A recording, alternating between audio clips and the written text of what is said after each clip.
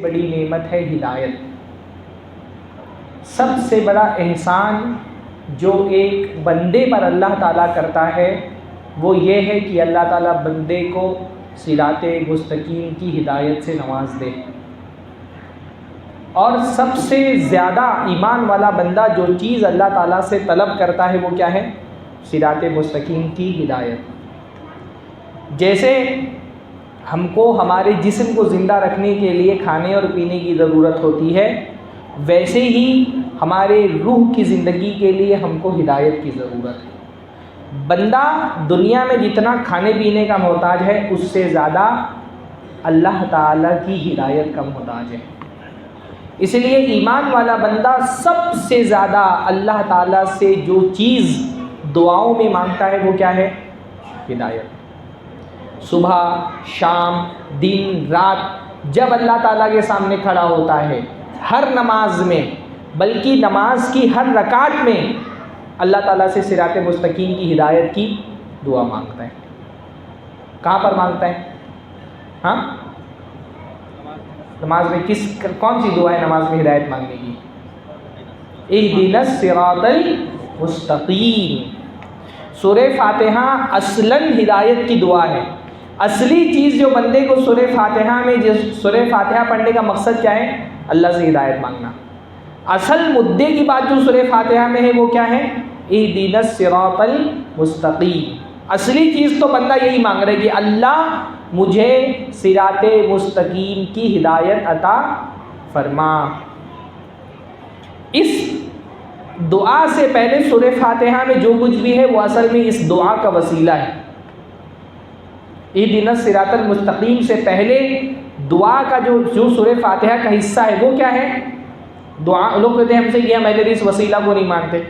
بھائی کیوں نہیں؟ جو سورہ فاتحہ پڑھتا ہے وہ وسیلہ کو کیسے نہیں مانے گا؟ سورہ فاتحہ میں اہدنا الصراط المستقیم کیا ہے؟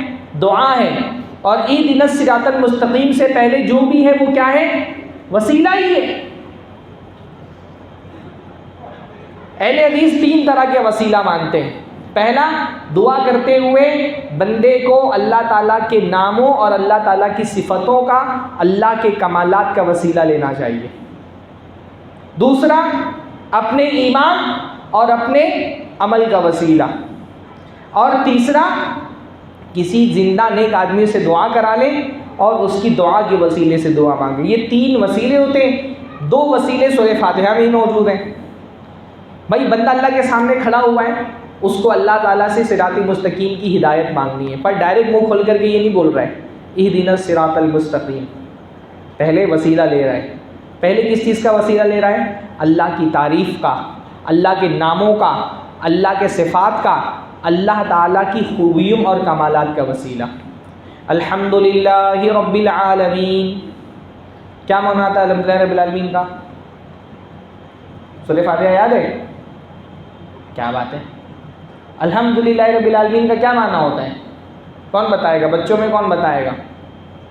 الحمدللہ کا کیا معنی ہوتا ہے؟ ہاں بتاؤ۔ الحمدللہ رب العالمین، سب تعریف اللہ کے لیے جو تمام دنیا کا پالنے والا ہے۔ ماشاءاللہ۔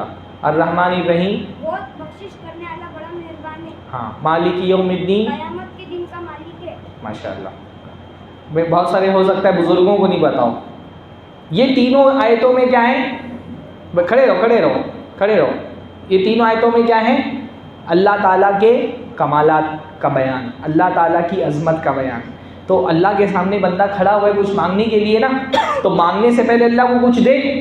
تو اللہ تعالیٰ تو بہت عظیم ہے، ہم اللہ تعالیٰ کو کیا دے سکتے ہیں؟ اللہ کو اس کی بڑائی کا حوالہ دیتے ہیں کہ اللہ تعالیٰ تو سارے جہانوں کا پالنے والا ہے، ساری تعریفیں تیرے لیے ہے، تو رحمان ہے، رحیم ہے، تو قیامت کے دن کا مالک ہے۔ خوب خوب اللہ کی تعریفیں کریں۔ اللہ سے کچھ مانگنا ہے تو پہلے کیا کرنا ہے؟ اللہ کی تعریف کرنا ہے۔ پھر اس کے بعد ایاک نعبد و ایاک نستعین، ہم تیری عبادت کرتے، تجھ سے مانگتے۔ یہ دوسرا وسیلہ ہے۔ اپنے عمل اور اپنی عبادت کو، اب بیٹھ جاؤ، اپنے عمل، بیٹھ جاؤ بیٹھ جاؤ، اپنے عمل، ایاک نعبد، اللہ ہم تیری ہی عبادت کرنے والے ہیں، و ایاک نستعین، تجھی سے مدد طلب کرتے ہیں۔ بندہ اپنے عقیدے اور اپنے عبادات کا وسیلہ لگا رہے ہیں۔ یہاں تک کہ وسیلہ ہے. پھر یہ دونوں وسیلے لگانے کے بعد پھر بندہ مدعے کی بات کر رہے ہیں. اہدنا الصراط المستقیم، کیا ترجمہ ہوا؟ ہاں، ہمیں صراط مستقیم کی ہدایت عطا فرما. اہدنا الصراط المستقیم کے بعد جو ہے وہ اس اہدنا الصراط المستقیم کی تشریح ہے، تفسیر ہے. اللہ ہم کو صراط مستقیم کی ہدایت دے. اور صراط مستقیم کون سی؟ جس پر تیرے وہ بندے چلے جن پر تیرا انعام ہوا، اور اللہ ہم کو ان لوگوں کے راستے میں مت چلا جن پر تیرا غضب نازل ہوا اور جو گمراہ ہو گئے. پورے سورہ فاتحہ میں مدعے کی بات کیا ہے؟ بندے کو اللہ تعالیٰ سے صراط مستقیم کی ہدایت مطلوب ہے. اب یہ ہدایت کتنی ضروری ہے اس کے لیے، اس کے دل میں اس ہدایت کو حاصل کرنے کے لیے کتنی طلب ہے.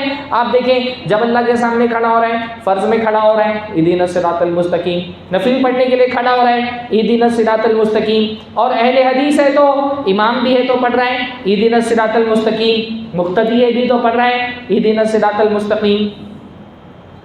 کسوف کی نماز میں، خسوف کی نماز میں، کوئی بھی نماز پڑھنے کے لیے کھڑا ہو رہا ہے، ایون جنازے کی نماز بھی پڑھنے کے لیے کھڑا ہو رہا ہے تو اہل حدیث تو پڑھتا ہے ماشاءاللہ اہدنا الصراط المستقیم. ہاں، احناف جنازے کی نماز میں سورہ فاتحہ نہیں، دعائے ثنا پڑھتے ہیں. حالانکہ دعائے ثنا پڑھنے کا صراحت کے ساتھ کوئی ثبوت نہیں ہے. ٹھیک ہے، عام جو دعائے ثنا پڑھنے کی نماز میں روایتیں ہیں ان سے استدلال کر کے دعائے ثنا پڑھی جا سکتی ہے. کچھ علماء منع کرتے ہیں کیونکہ صراحت کے ساتھ ذکر نہیں ہے، پر سورہ فاتحہ پڑھنے کا تو صراحت کے ساتھ ذکر ملتا ہے اللہ کے نبی صلی اللہ علیہ وسلم سے. احناف نہیں پڑھتے. حالانکہ حدیث میں بہت صاف ہے، اللہ کے نبی نے فرمایا لا صلاۃ لمن لم یقرأ بفاتحۃ الکتاب، جو آدمی سورہ فاتحہ نہ پڑھے اس کی نماز ہی نہیں ہوتی. جنازے میں سورہ فاتحہ اور عام نمازوں میں سورہ فاتحہ پڑھنے کے معاملے میں احناف کا جو ہم سے اختلاف ہے نا وہ الگ طرح کا ہے. عام نمازوں میں یہ ہوتا ہے کہ احناف کہتے ہیں امام پڑھے گا، مقتدی نہیں پڑھے گا. جنازے کی نماز میں احناف کے ہاں مقتدی بھی سورہ فاتحہ نہیں پڑھتا، امام بھی سورہ فاتحہ نہیں پڑھتا ہے. اور جب ان کے سامنے یہ حدیث پیش کی جائے کہ رسول اللہ نے فرمایا لا صلاۃ لمن لم یقرأ بفاتحۃ الکتاب، جو سورہ فاتحہ نہ پڑھے اس کی نماز ہی نہیں ہوتی. کوئی بھی نماز، لا صلاۃ کا لفظ ہے اس میں ساری نمازیں آ گئی، جنازے کی نماز بھی آ گئی، تو بولتے ہیں جنازے کی نماز ہی نہیں. احناف اس کا جواب یہ دیتے ہیں کہ جنازے کی نماز، کہتے جنازے کی نماز، پھر کہتے ہیں وہ نماز ہی نہیں. دارالعلوم کے ویب سائٹ پر یہ فتویٰ لکھا ہوا ہے کہ جنازے کی نماز ہی نہیں. تو کیونکہ وہ نماز نہیں ہے تو اس حدیث کے اندر وہ شامل ہی نہیں ہے. پر اہل حدیث تو الحمدللہ، ہم لوگ اہل حدیث کے بارے میں بولتے ہیں مر گیا مردود، نہ فاتحہ نہ درود. حقیقت میں احناف جنازے میں فاتحہ نہیں پڑھتے. تو فاتحہ کس کی وفات کے بعد فاتحہ نہیں ہوتا؟ اہل حدیث تو الحمدللہ پڑھتے ہیں فاتحہ. تو دیکھنا چاہیے کہ فاتحہ اور درود کس کی نماز میں نہیں ہوتا ہے. تو یہ ہدایت، کہنے کی بات یہ ہے کہ ہدایت میں ایسی کیا بات ہے. ہدایت ایک ایسی نعمت ہے اللہ کی کہ ایمان والا بندہ ہر قدم پر اللہ تعالیٰ سے ہدایت کا طلبگار ہے. ہر نماز میں اللہ سے ہدایت مانگ رہے ہیں. نماز کے علاوہ بھی بکثرت اللہ کے رسول ہدایت کی دعا مانگتے تھے. جیسے دو سجدوں کے بیچ میں جب ہم بیٹھتے ہیں تو کون سی دعا پڑھتے ہیں؟ اللہم اغفر لی وارحمنی واہدنی وعافنی وارزقنی. کتنی پیاری دعا ہے. ہمارے حنفی بھائی اس دعا سے بھی محروم ہیں. اکثر حنفی مسجدوں میں یہی ہوتا ہے، جیسے ہی سجدے سے اٹھے اللہ اکبر، پھر ڈائریکٹ سجدے میں چلے گئے. اتنی پیاری دعا جس میں کتنے سارے معانی اور کتنی اہم ترین چیزیں جمع ہو گئی. اللہم اغفر لی وارحمنی واہدنی وعافنی وارزقنی. بندہ مغفرت بھی مانگ رہا ہے، رزق بھی مانگ رہا ہے، عافیت بھی مانگ رہا ہے، ہدایت بھی مانگ رہا ہے. وہاں بھی ہدایت مانگ رہے ہیں. جب وتر کی نماز پڑھ رہا ہے، سب سے آخری نماز پورے دن کی، تو اللہ تعالیٰ سے قنوت میں دعا کر رہے ہیں اللہم اہدنی فی من ہدیت. ساری دعاؤں میں سب سے پہلے اللہ سے ہدایت مانگ رہے ہیں. نماز کے علاوہ بھی جہاں جہاں دعائیں مانگ اللہ کے رسول کی بہت مشہور دعا ہے اللہم انی اسألک الہدی والتقی والعفاف والغنی. اللہ تعالیٰ میں تجھ سے ہدایت مانگتا ہوں، تقوی مانگتا ہوں. بہت ساری دعاؤں میں اللہ کے رسول اللہ تعالیٰ سے ہدایت مانگتے تھے. ایمان والے بندے کی سب سے بڑی طلب، اس کی سب سے بڑی چاہت، اس کو جس نعمت کا سب سے زیادہ احتیاج ہے وہ کیا ہے؟ ہدایت۔ صبح شام اللہ تعالیٰ سے ہدایت مانگ رہے ہیں، اہدنا الصراط المستقیم۔ اچھا، جب ہم اللہ تعالیٰ سے ہدایت کی دعا مانگتے ہیں نا تو یہ ہدایت دو طرح کی ہوتی ہے۔ ہدایت کے دو قسمیں ہیں، ایک ہے ہدایت علم اور ایک ہے ہدایت عمل۔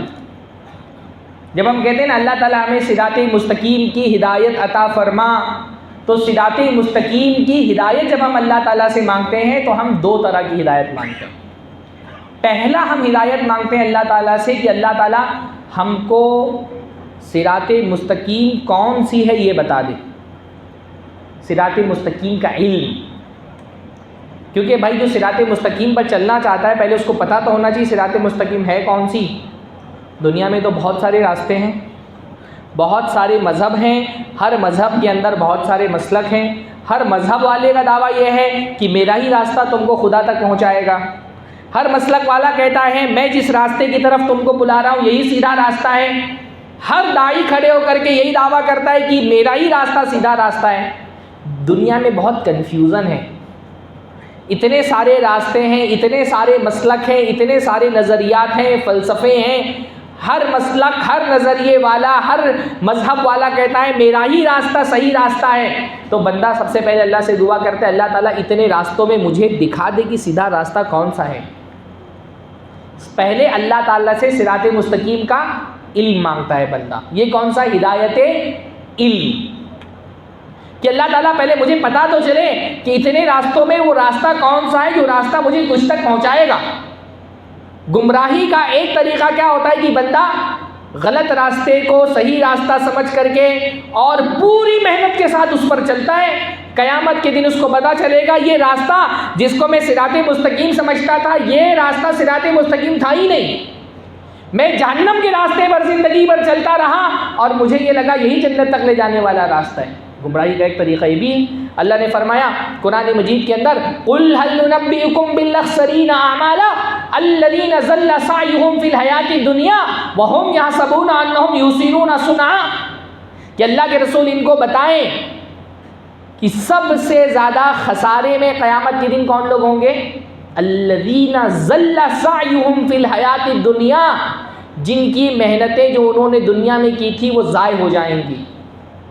ایک دین کو، ایک مسلک کو، ایک نظریے کو انہوں نے ہدایت کا راستہ سمجھا اور اس پر بہت محنت کی، اپنی جان لگائی، مال لگایا، اس پر چلنے کے لیے اپنی خواہشیں آرزویں قربان کر دی، اس کی طرف دعوت دیتے رہے، لوگوں سے لڑتے رہے کہ یہی راستہ ہدایت کا راستہ ہے، خوب محنت کی۔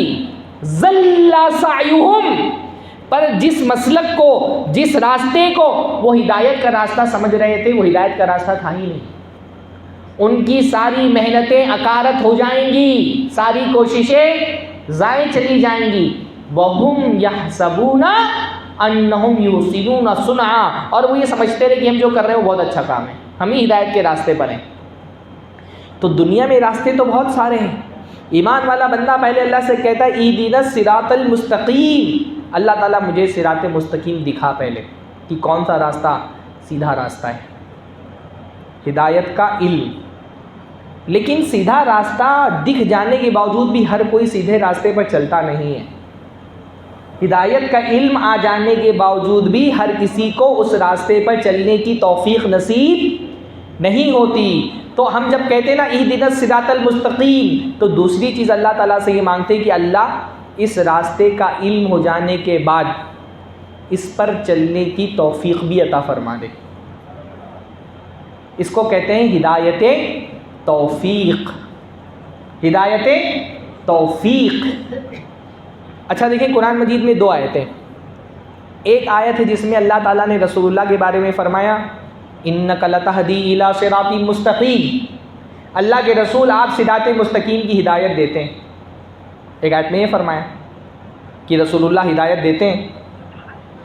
دوسری آیت قرآن مجید کی جس میں رسول اللہ صلی اللہ علیہ وسلم کے بارے میں اللہ نے فرمایا اِنَّكَ لَا تَهْدِي مَنْ أَحْبَبْتَ، اللہ کے رسول آپ جس کو چاہیں اس کو ہدایت نہیں دے سکتے. تو ایک طرف تو اللہ تعالیٰ کہتا ہے ہدایت دیتے ہیں، دوسری طرف اللہ تعالیٰ کہہ رہا ہے ہدایت نہیں دے سکتے. بظاہر دونوں آیتوں میں کنٹروڈکشن ہے، تضاد ہے، تعارض ہے. ایک آیت میں کہا جا رہا ہے رسول اللہ ہدایت دیتے ہیں، اور دوسرے میں کہا جا رہا ہے رسول اللہ ہدایت نہیں دے سکتے. تو پھر حل کیا ہے اس تعارض کا؟ جس آیت میں یہ کہا گیا ہے کہ رسول اللہ ہدایت دیتے ہیں، وہاں ہدایت سے کون سی ہدایت مراد ہے؟ ہدایت علم. بہت آسان لفظوں میں کہوں، ہدایت علم کا مطلب ہوتا ہے راستہ دکھانا، اور ہدایت عمل کا مطلب ہوتا ہے راستے پر چلانا. ہدایت علم کا مطلب کیا ہوتا ہے؟ راستہ دکھانا. اور ہدایت عمل کا مطلب کیا ہوتا ہے؟ راستے پر چلانا. راستہ دکھانے کا کام تو رسول اللہ کرتے ہیں. رسول اللہ بتاتے ہیں سیدھا راستہ کون سا ہے جو تم کو اللہ تعالیٰ کی طرف لے جانے والا ہے. ہدایت علم دیتے ہیں رسول اللہ، دکھاتے ہیں کہ سیدھا راستہ کون سا ہے جو تم کو اللہ تعالیٰ کے لے جائے گا. لیکن اس راستے پر چلنے کی توفیق دینے کا کام دنیا میں کوئی نہیں کر سکتا. چلنے کی توفیق کون دیتا ہے؟ اللہ تعالیٰ دیتا ہے.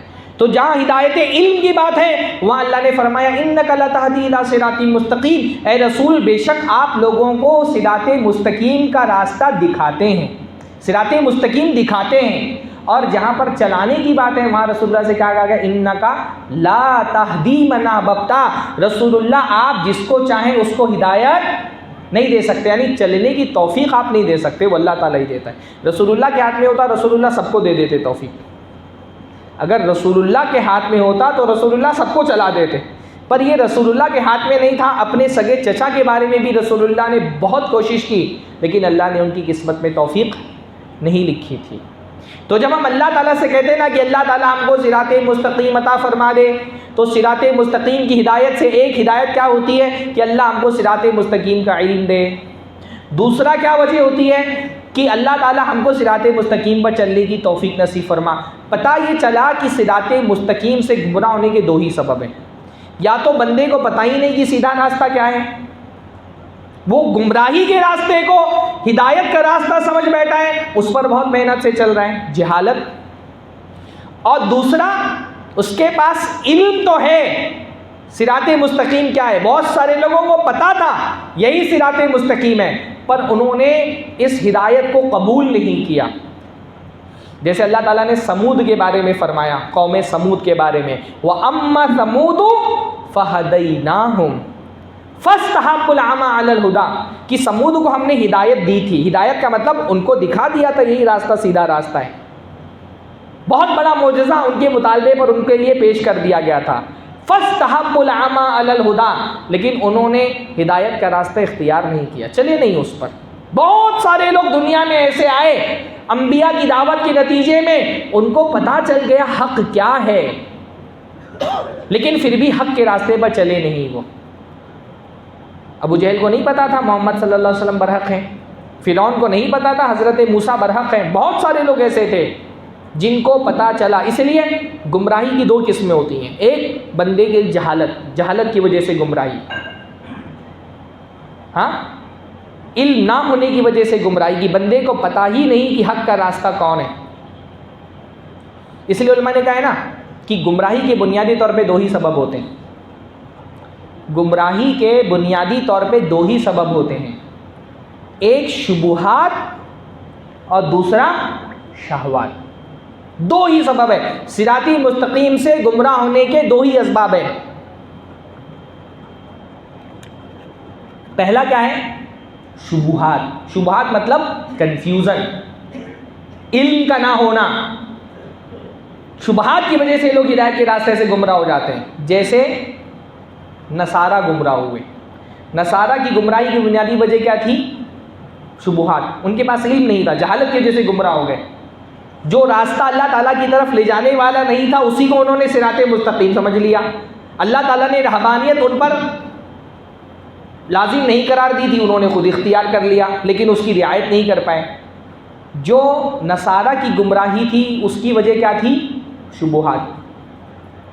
اور جو یہود کی گمراہی تھی اس کی وجہ کیا تھی؟ شہوات. ایسا نہیں کہ یہود کو حقیقت کیا ہے یہ پتہ نہیں تھی. حضرت عیسیٰ علیہ السلام نے تو پیدا ہوتے ہی اپنی زبان سے اپنی نبوت کا دعویٰ کیا تھا، انی عبداللہ. ہاں، انہوں نے زبان سے بچپن میں ماں کی گود میں ہی اتنا بڑا موضوع وہ جانتے تھے کہ حضرت عیسیٰ اللہ تعالیٰ کے رسول ہیں، وہ جانتے تھے کہ جبرائیل وحی لے کر کے آتے ہیں. وہ حضرت عیسیٰ کو جب انہوں نے اپنے حساب سے قتل کر دیا تو وہ کیا کہتے تھے؟ انا قتلنا عیسی ابن مریم رسول اللہ، ہم نے اللہ کے رسول عیسیٰ ابن مریم کو قتل کر دیا. ہاں، عیسیٰ ابن مریم جو اللہ کا رسول تھا ہم نے اس کو قتل کر دیا. رسول بول کر کے بولتے تھے قتل کر دیا، بولتے تھے رسول تھا ہم نے قتل کر دیا. تو یہود کی گمراہی کی وجہ کیا تھی؟ شہوات. اور نصارہ کی گمراہی کی وجہ کیا تھی؟ شبہات، کنفیوژن، جہالت، لا علمی. اس لیے جب بندہ کہتا ہے نا اہدنا الصراط المستقیم، تو آگے وہ کیا کہتا ہے؟ اللہ تعالیٰ ہم کو ان لوگوں کے راستے پر چلا جن پر تیرا انعام ہوا، اور مغضوب علیہم کے راستے پر مت چلا، اور ضالین کے راستے پہ مت چلا. مغضوب علیہم جن پر اللہ کا غضب ہوا، اس سے مراد کون ہے؟ مغضوب علیہم سے کون مراد ہے؟ ہاں، یہود. اور ضالین سے کون مراد ہے؟ نصارہ. یہود جو تھے وہ ہدایت توفیق سے محروم رہے، اور نصارہ جو تھے وہ ہدایت علم سے محروم رہے. دنیا میں گمراہی کے یہی دو سبب ہوتے ہیں، یا تو بندے کے پاس صحیح بات کا علم نہیں ہے، یا صحیح بات کا علم ہے لیکن اپنی چاہتوں کی وجہ سے، اپنی خواہشات کی وجہ سے اس صحیح بات پر عمل نہیں کرنا چاہ رہا. یہ بھی گمراہی کا ایک سبب ہوتا ہے. بھائی ہم میں سے اتنے سارے لوگ ہیں ماشاءاللہ، ہم میں سے کون سا مسلمان ہے جس کو یہ نہیں پتا کہ فجر کی نماز اللہ تعالیٰ نے فرض قرار دی ہے؟ کوئی ہے ایسا اس پوری مجلس میں؟ کوئی نہیں ہے. سب کو پتہ ہے کہ فرض نماز، فجر کی نماز اللہ تعالیٰ نے فرض قرار دی ہے. ہم میں سے کتنے لوگ ہیں جنہوں نے آج فجر کی نماز پڑھی ہے؟ علم تو سب کو ہے، ہدایت علم سے محرومی نہیں ہے. سب کو پتہ ہے فرض نماز، فجر کی نماز پڑھنا اللہ تعالیٰ نے فرض قرار دیا ہے. پھر بھی میں نے یہاں پر دیکھا ہے فرض نماز میں ایک صف ہوتی ہے، اب کی بڑے کی نہیں بڑے کچھ، ہاں 2-2.5 صف ہوتی ہے، اور جمعہ پوری مسجد بھری ہوئی ہوتی ہے. ضروری نہیں کہ ہدایت کا علم ملنے کے بعد اس کی قبول کرنے کی توفیق بھی مل جائے. بعض مرتبہ بندے کے پاس ہدایت کا علم آتا ہے لیکن اس کو قبول کرنے کی توفیق اس کو نہیں ملتی. تو یہ بنیادی سبب ہے. سب سے بیسک سبب کیا ہے؟ جہالت. صراط مستقیم سے گمراہی کی سب سے بنیادی وجہ ہے کہ آدمی کے پاس علم ہی نہیں ہے، جاہل ہے وہ.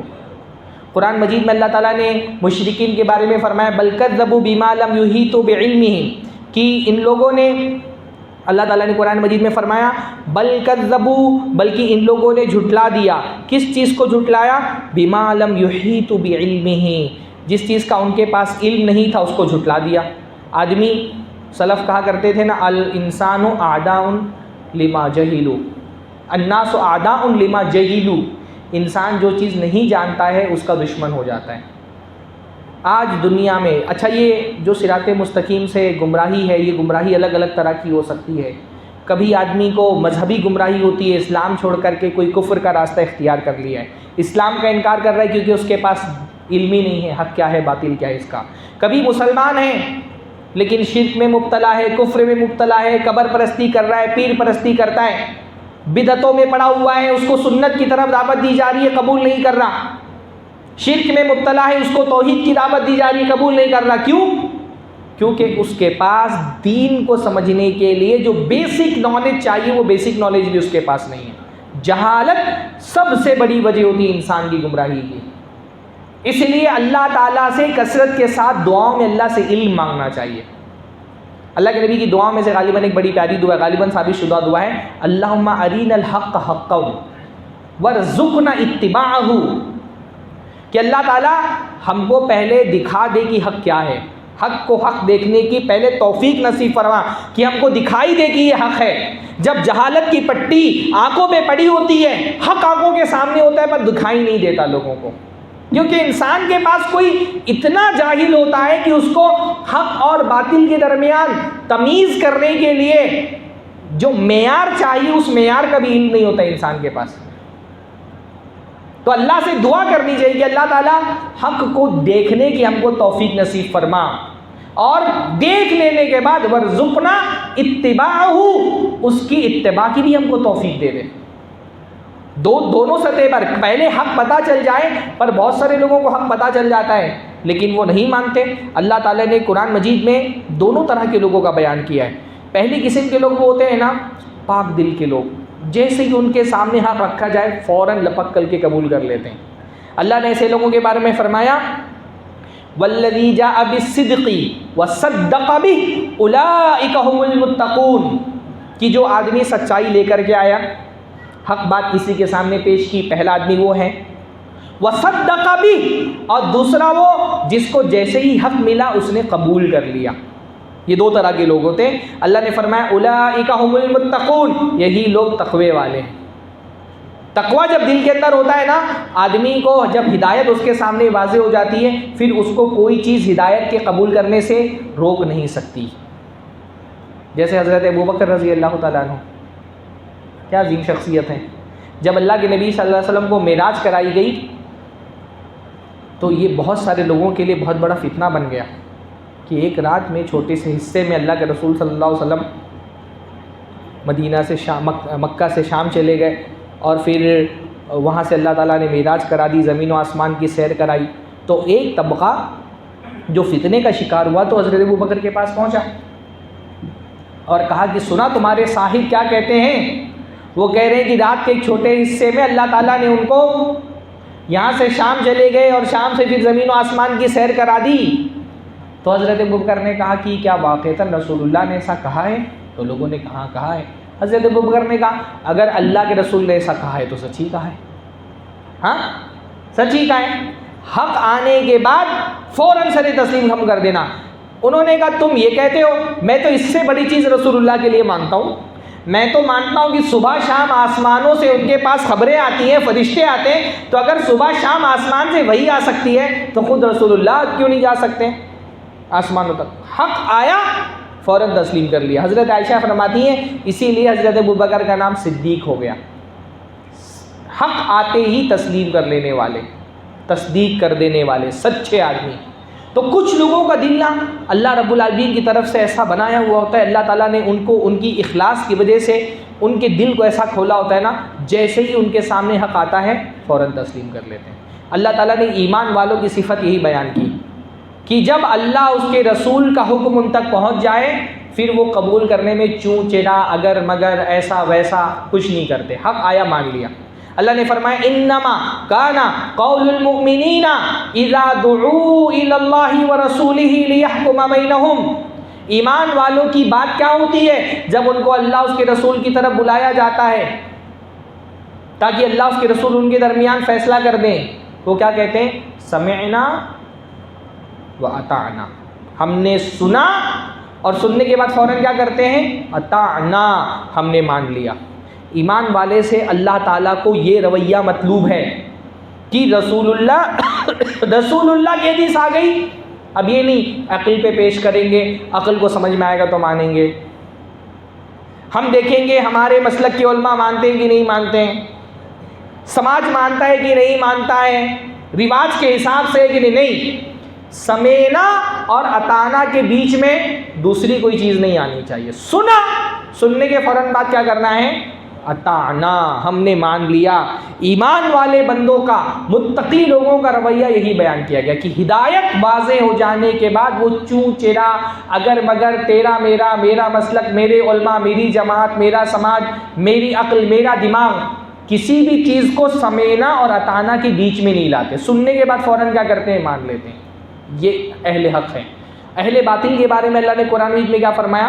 وَمَن يُشَاقِقِ الرَّسُولَ مِن بَعْدِ مَا تَبَيَّنَ لَهُ الْهُدَىٰ وَيَتَّبِعْ غَيْرَ سَبِيلِ الْمُؤْمِنِينَ، کہ جو ہدایت واضح ہو جانے کے باوجود رسول کی مخالفت کرے، ہدایت واضح ہو گئی پھر بھی رسول اللہ کی مخالفت پہ اڑا ہوا ہے، وَيَتَّبِعْ غَيْرَ سَبِيلِ الْمُؤْمِنِينَ، اور ایمان والوں کا راستہ چھوڑ دے۔ ایمان والوں کا راستہ جو اس سے پہلی والی آیت میں نے کہی اس میں بیان ہو نا، ایمان والوں کا راستہ کیا ہے؟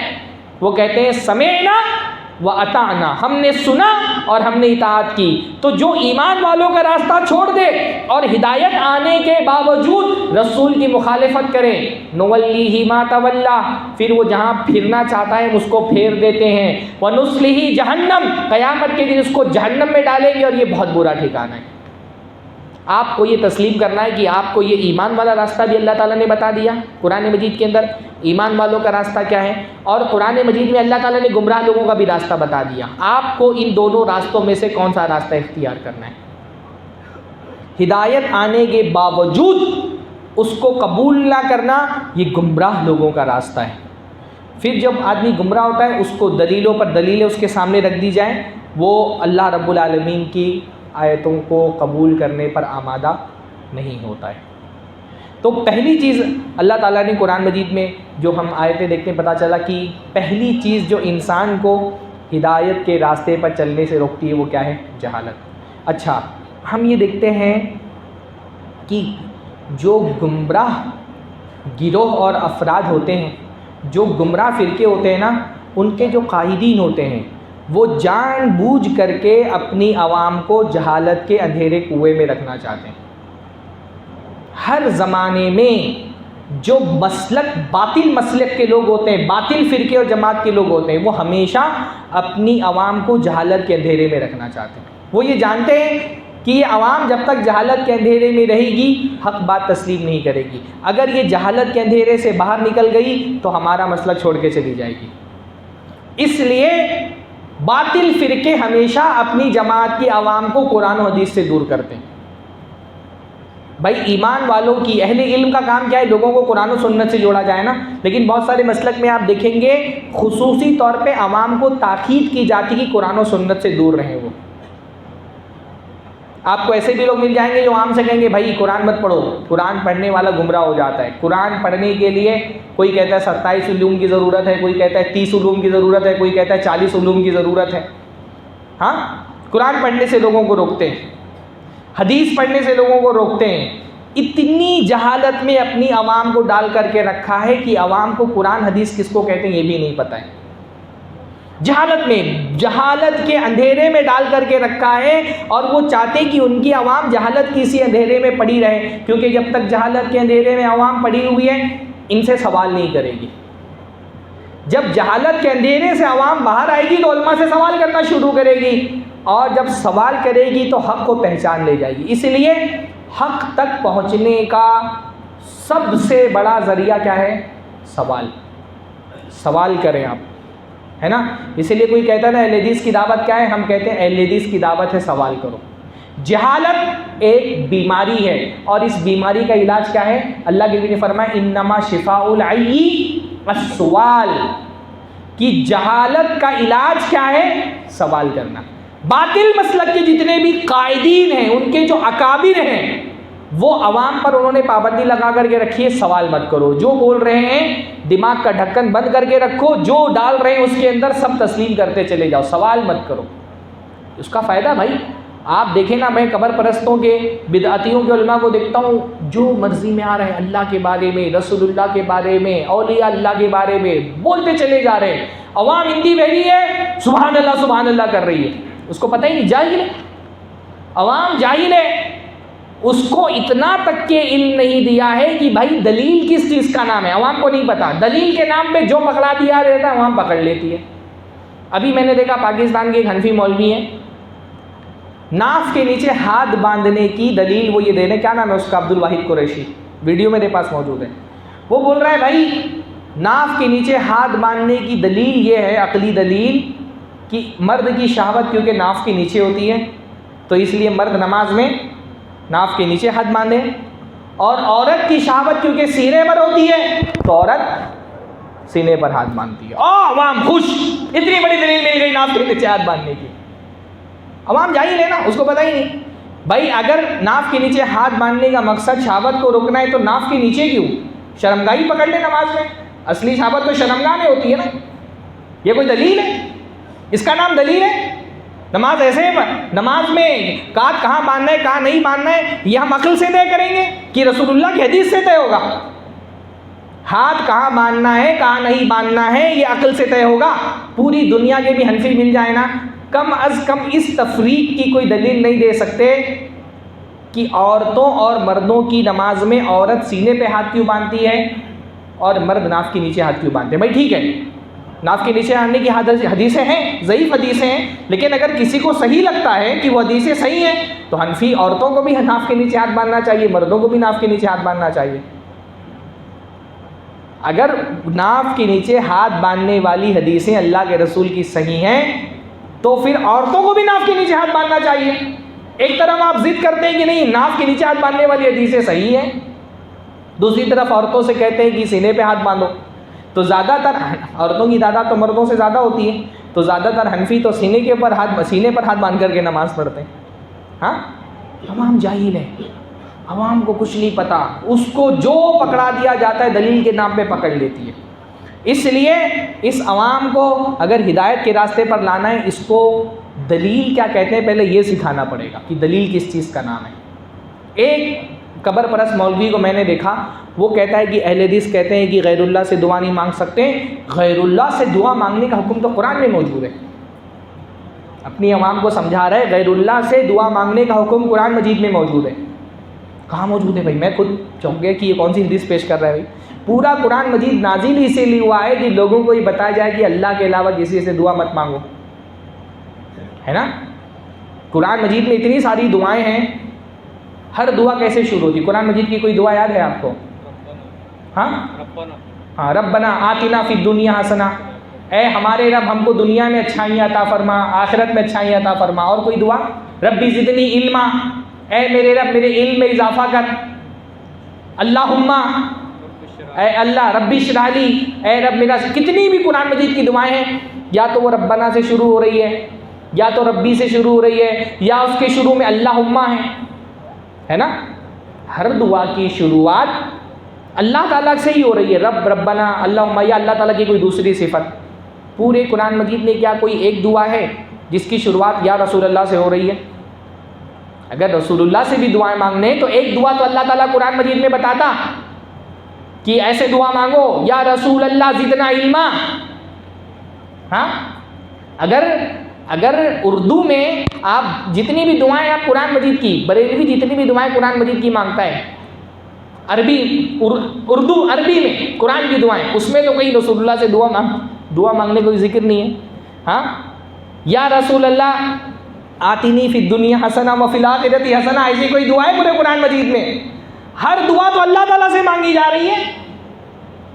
نہ رسول اللہ سے مانگنا سکھایا گیا, نہ رسول اللہ کے علاوہ دوسرے اولیاء اللہ سے مانگنا سکھایا گیا. چلو ٹھیک ہے, رسول اللہ سے نہیں مانگنا سکھایا گیا تو رسول اللہ کو سکھایا جاتا, یا رسول اللہ کو نہیں تو کم سے کم صحابہ کو سکھایا جاتا کہ بھائی ابراہیم خلیل اللہ سے دعا مانگو. شاہ عبد القادر جیلانی رحمہ اللہ کا مقام بڑا ہے کہ حضرت ابراہیم کا مقام بڑا ہے؟ ہاں, ابراہیم علیہ السلام کا مقام بڑا ہے. تو صحابہ کو سکھایا جاتا ہے نا کہ ابراہیم سے دعا, حضرت ابراہیم سے یوں دعا مانگو, یا حضرت اسماعیل سے یہ دعا مانگو, حضرت موسیٰ سے یہ دعا مانگو, حضرت عیسیٰ سے یوں دعا مانگو. پر پورے قرآن مجید میں جو بھی دعائیں موجود ہیں سینکڑوں کی تعداد میں, ہر دعا یا تو ربنا سے شروع ہو رہی ہے, یا تو ربی سے شروع ہو رہی ہے, یا اللہم سے شروع ہو رہی ہے.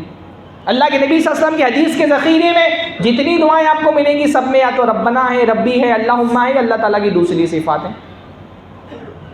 کوئی دعا جو ہے وہ یا رسول اللہ سے نہیں شروع ہو رہی. تو بندے نے کہا کہ قرآن مجید میں اللہ تعالیٰ نے غیر اللہ سے دعا مانگنے کا حکم دیا ہے. تو میں بھی چونک گیا, کہا دیکھو قرآن مجید میں اللہ تعالیٰ نے فرمایا وَاسْتَعِینُوا بِالصَّبْرِ وَالصَّلَاةِ, نماز اور صبر سے مدد طلب کرو. پھر پوچھتا ہے اپنی عوام سے, بتاؤ نماز اور صبر اللہ ہے کہ غیر اللہ ہے؟ ساری عوام کہتی ہے غیر اللہ ہے. پھر بولتا ہے دیکھو قرآن مجید کے اندر اللہ تعالیٰ نے غیر اللہ سے دعا مانگنے کا حکم دیا ہے. عوام کیا بولتی ہے؟ نعرے تکبیر, اللہ بولتا. کیا جہالت ہے عوام میں بھائی. چھوٹا سا اگر بندے کو علم ہو تو اس کو آسانی سے غور کر کے سمجھ سکتا ہے. آیت میں صبر اور نماز کے ذریعے سے دعا مانگنے کا حکم دیا گیا ہے, بالصبر والصلاۃ. ڈائریکٹ نماز اور صبر کو پکارنے کا حکم نہیں دیا اللہ نے. اللہ تعالیٰ نہیں کہے کوئی مصیبت آئے تو بولو اے نماز، اے صبر، میرا مسئلہ حل کر دے. بھائی نماز کے ذریعے سے دعا کرنی ہے، نماز کے ذریعے سے مدد طلب کرنی ہے، پر مدد کس سے طلب کرنی ہے؟ اللہ تعالیٰ سے. نماز پڑھتے ہیں تو آپ کیا کرتے ہیں؟ اگر نماز میں عربی کی پابندی نہیں ہوتی تو یہ لوگ نماز میں بھی غیر اللہ کو پکارتے. وہ تو پابندی ہے نا. احناف کے یہاں خصوصی طور پہ، دوسرے اہل علم کہتے ہیں کہ اردو زبان میں بھی دعائیں مانگی جا سکتی ہیں. اگر یہ پابندی نہیں ہوتی تو یہ سجدے میں بھی یا غوث اعظم مدد بولتے ہیں، پتہ نہیں بولتا بھی ہوگا کوئی. یہ تو ان کے لیے مشکل ہے کہ نماز میں عربی دعائیں مانگنی ہیں. جب تک نماز پڑھتے تب تک اللہ سے مانگتے، سلام پھیرتے فوراً غیر اللہ کو پکارنا شروع کر دیتے. نماز کے ذریعے سے مدد طلب کرنی ہے، نماز سے مدد نہیں طلب کرنی ہے. نماز میں ہم اہدنا الصراط المستقیم، نماز میں سب سے پہلے یہی دعا کرتے ہیں. کس سے دعا کرتے ہیں؟ اللہ سے ہی کرتے ہیں. کہ نماز میں بھی جب آپ اہدنا الصراط المستقیم پڑھتے ہیں تو آپ کی مراد غوث اعظم ہوتے ہیں، شاہ عبد القادر جیلانی رحمہ اللہ ہوتے ہیں. نہیں نا. عوام جاہل ہے، عوام کو کچھ نہیں پتا. ان کو جان بوجھ کر کے جاہل رکھا گیا ہے. جب تک کہ یہ جاہل رہیں گے ان کو کہانیاں سناؤ، حکایتیں سناؤ، واقعات سناؤ، منامات سناؤ، تعریفیں کریں گی تمہاری، پیسے برسائیں گی تم پر، تمہاری عزت کے دفاع کے لیے لڑ جائیں گی، تمہارے ساتھ کھڑے رہیں گی. کب تک؟ جب تک یہ عوام جاہل ہے. جس دن اس عوام کو یہ سمجھ میں آ گیا سوال کرنا ہے، دلیل مانگنا ہے، پوچھنا ہے، بولنے والے کو روک کر کے حوالے طلب کرنا ہے. اسی لیے جیسے ہی کوئی دیوبندی بریلوی دلیل طلب کرنا شروع کرتا ہے لوگ سمجھ جاتے ہیں بھی اہل حدیث ہو جائے گا. یہ سمجھ گیا کہ دلیل مانگنا چاہیے. اسی لیے ہم کہتے ہیں نا اہل حدیث کی دعوت صرف یہ ہے کہ لوگوں کو دلیل سکھاؤ کہ دلیل کس کو کہتے ہیں اور دلیل مانگی کیسے جاتی ہے. بیسک. اتنا عوام میں اتنی جہالت ہے، واللہ عام لوگوں کو اتنا قرآن و حدیث سے دور رکھا گیا ہے. میری پیدائش ممبئی کی ہے، باندرا کی. ہمارے کچھ اہل حدیث نوجوان ایک بندے کو، بریلوی تھا، اس کو سمجھا رہے تھے کہ بھائی رفع الیدین کرنا چاہیے. اللہ کے نبی صلی اللہ علیہ وسلم سے صحیح حدیثوں سے رفع الیدین ثابت ہے. امام بخاری نے اس کو روایت کیا ہے رفع الیدین کی روایتوں کو، رکوع سے پہلے اور رکوع کے بعد کی. اس کو سمجھایا. وہ بندہ بولتا ہے ابے تم لوگ امام بخاری کو مانتے ہو؟ وہ تو سالہ بی جے پی کا سپورٹر ہے. ہاں،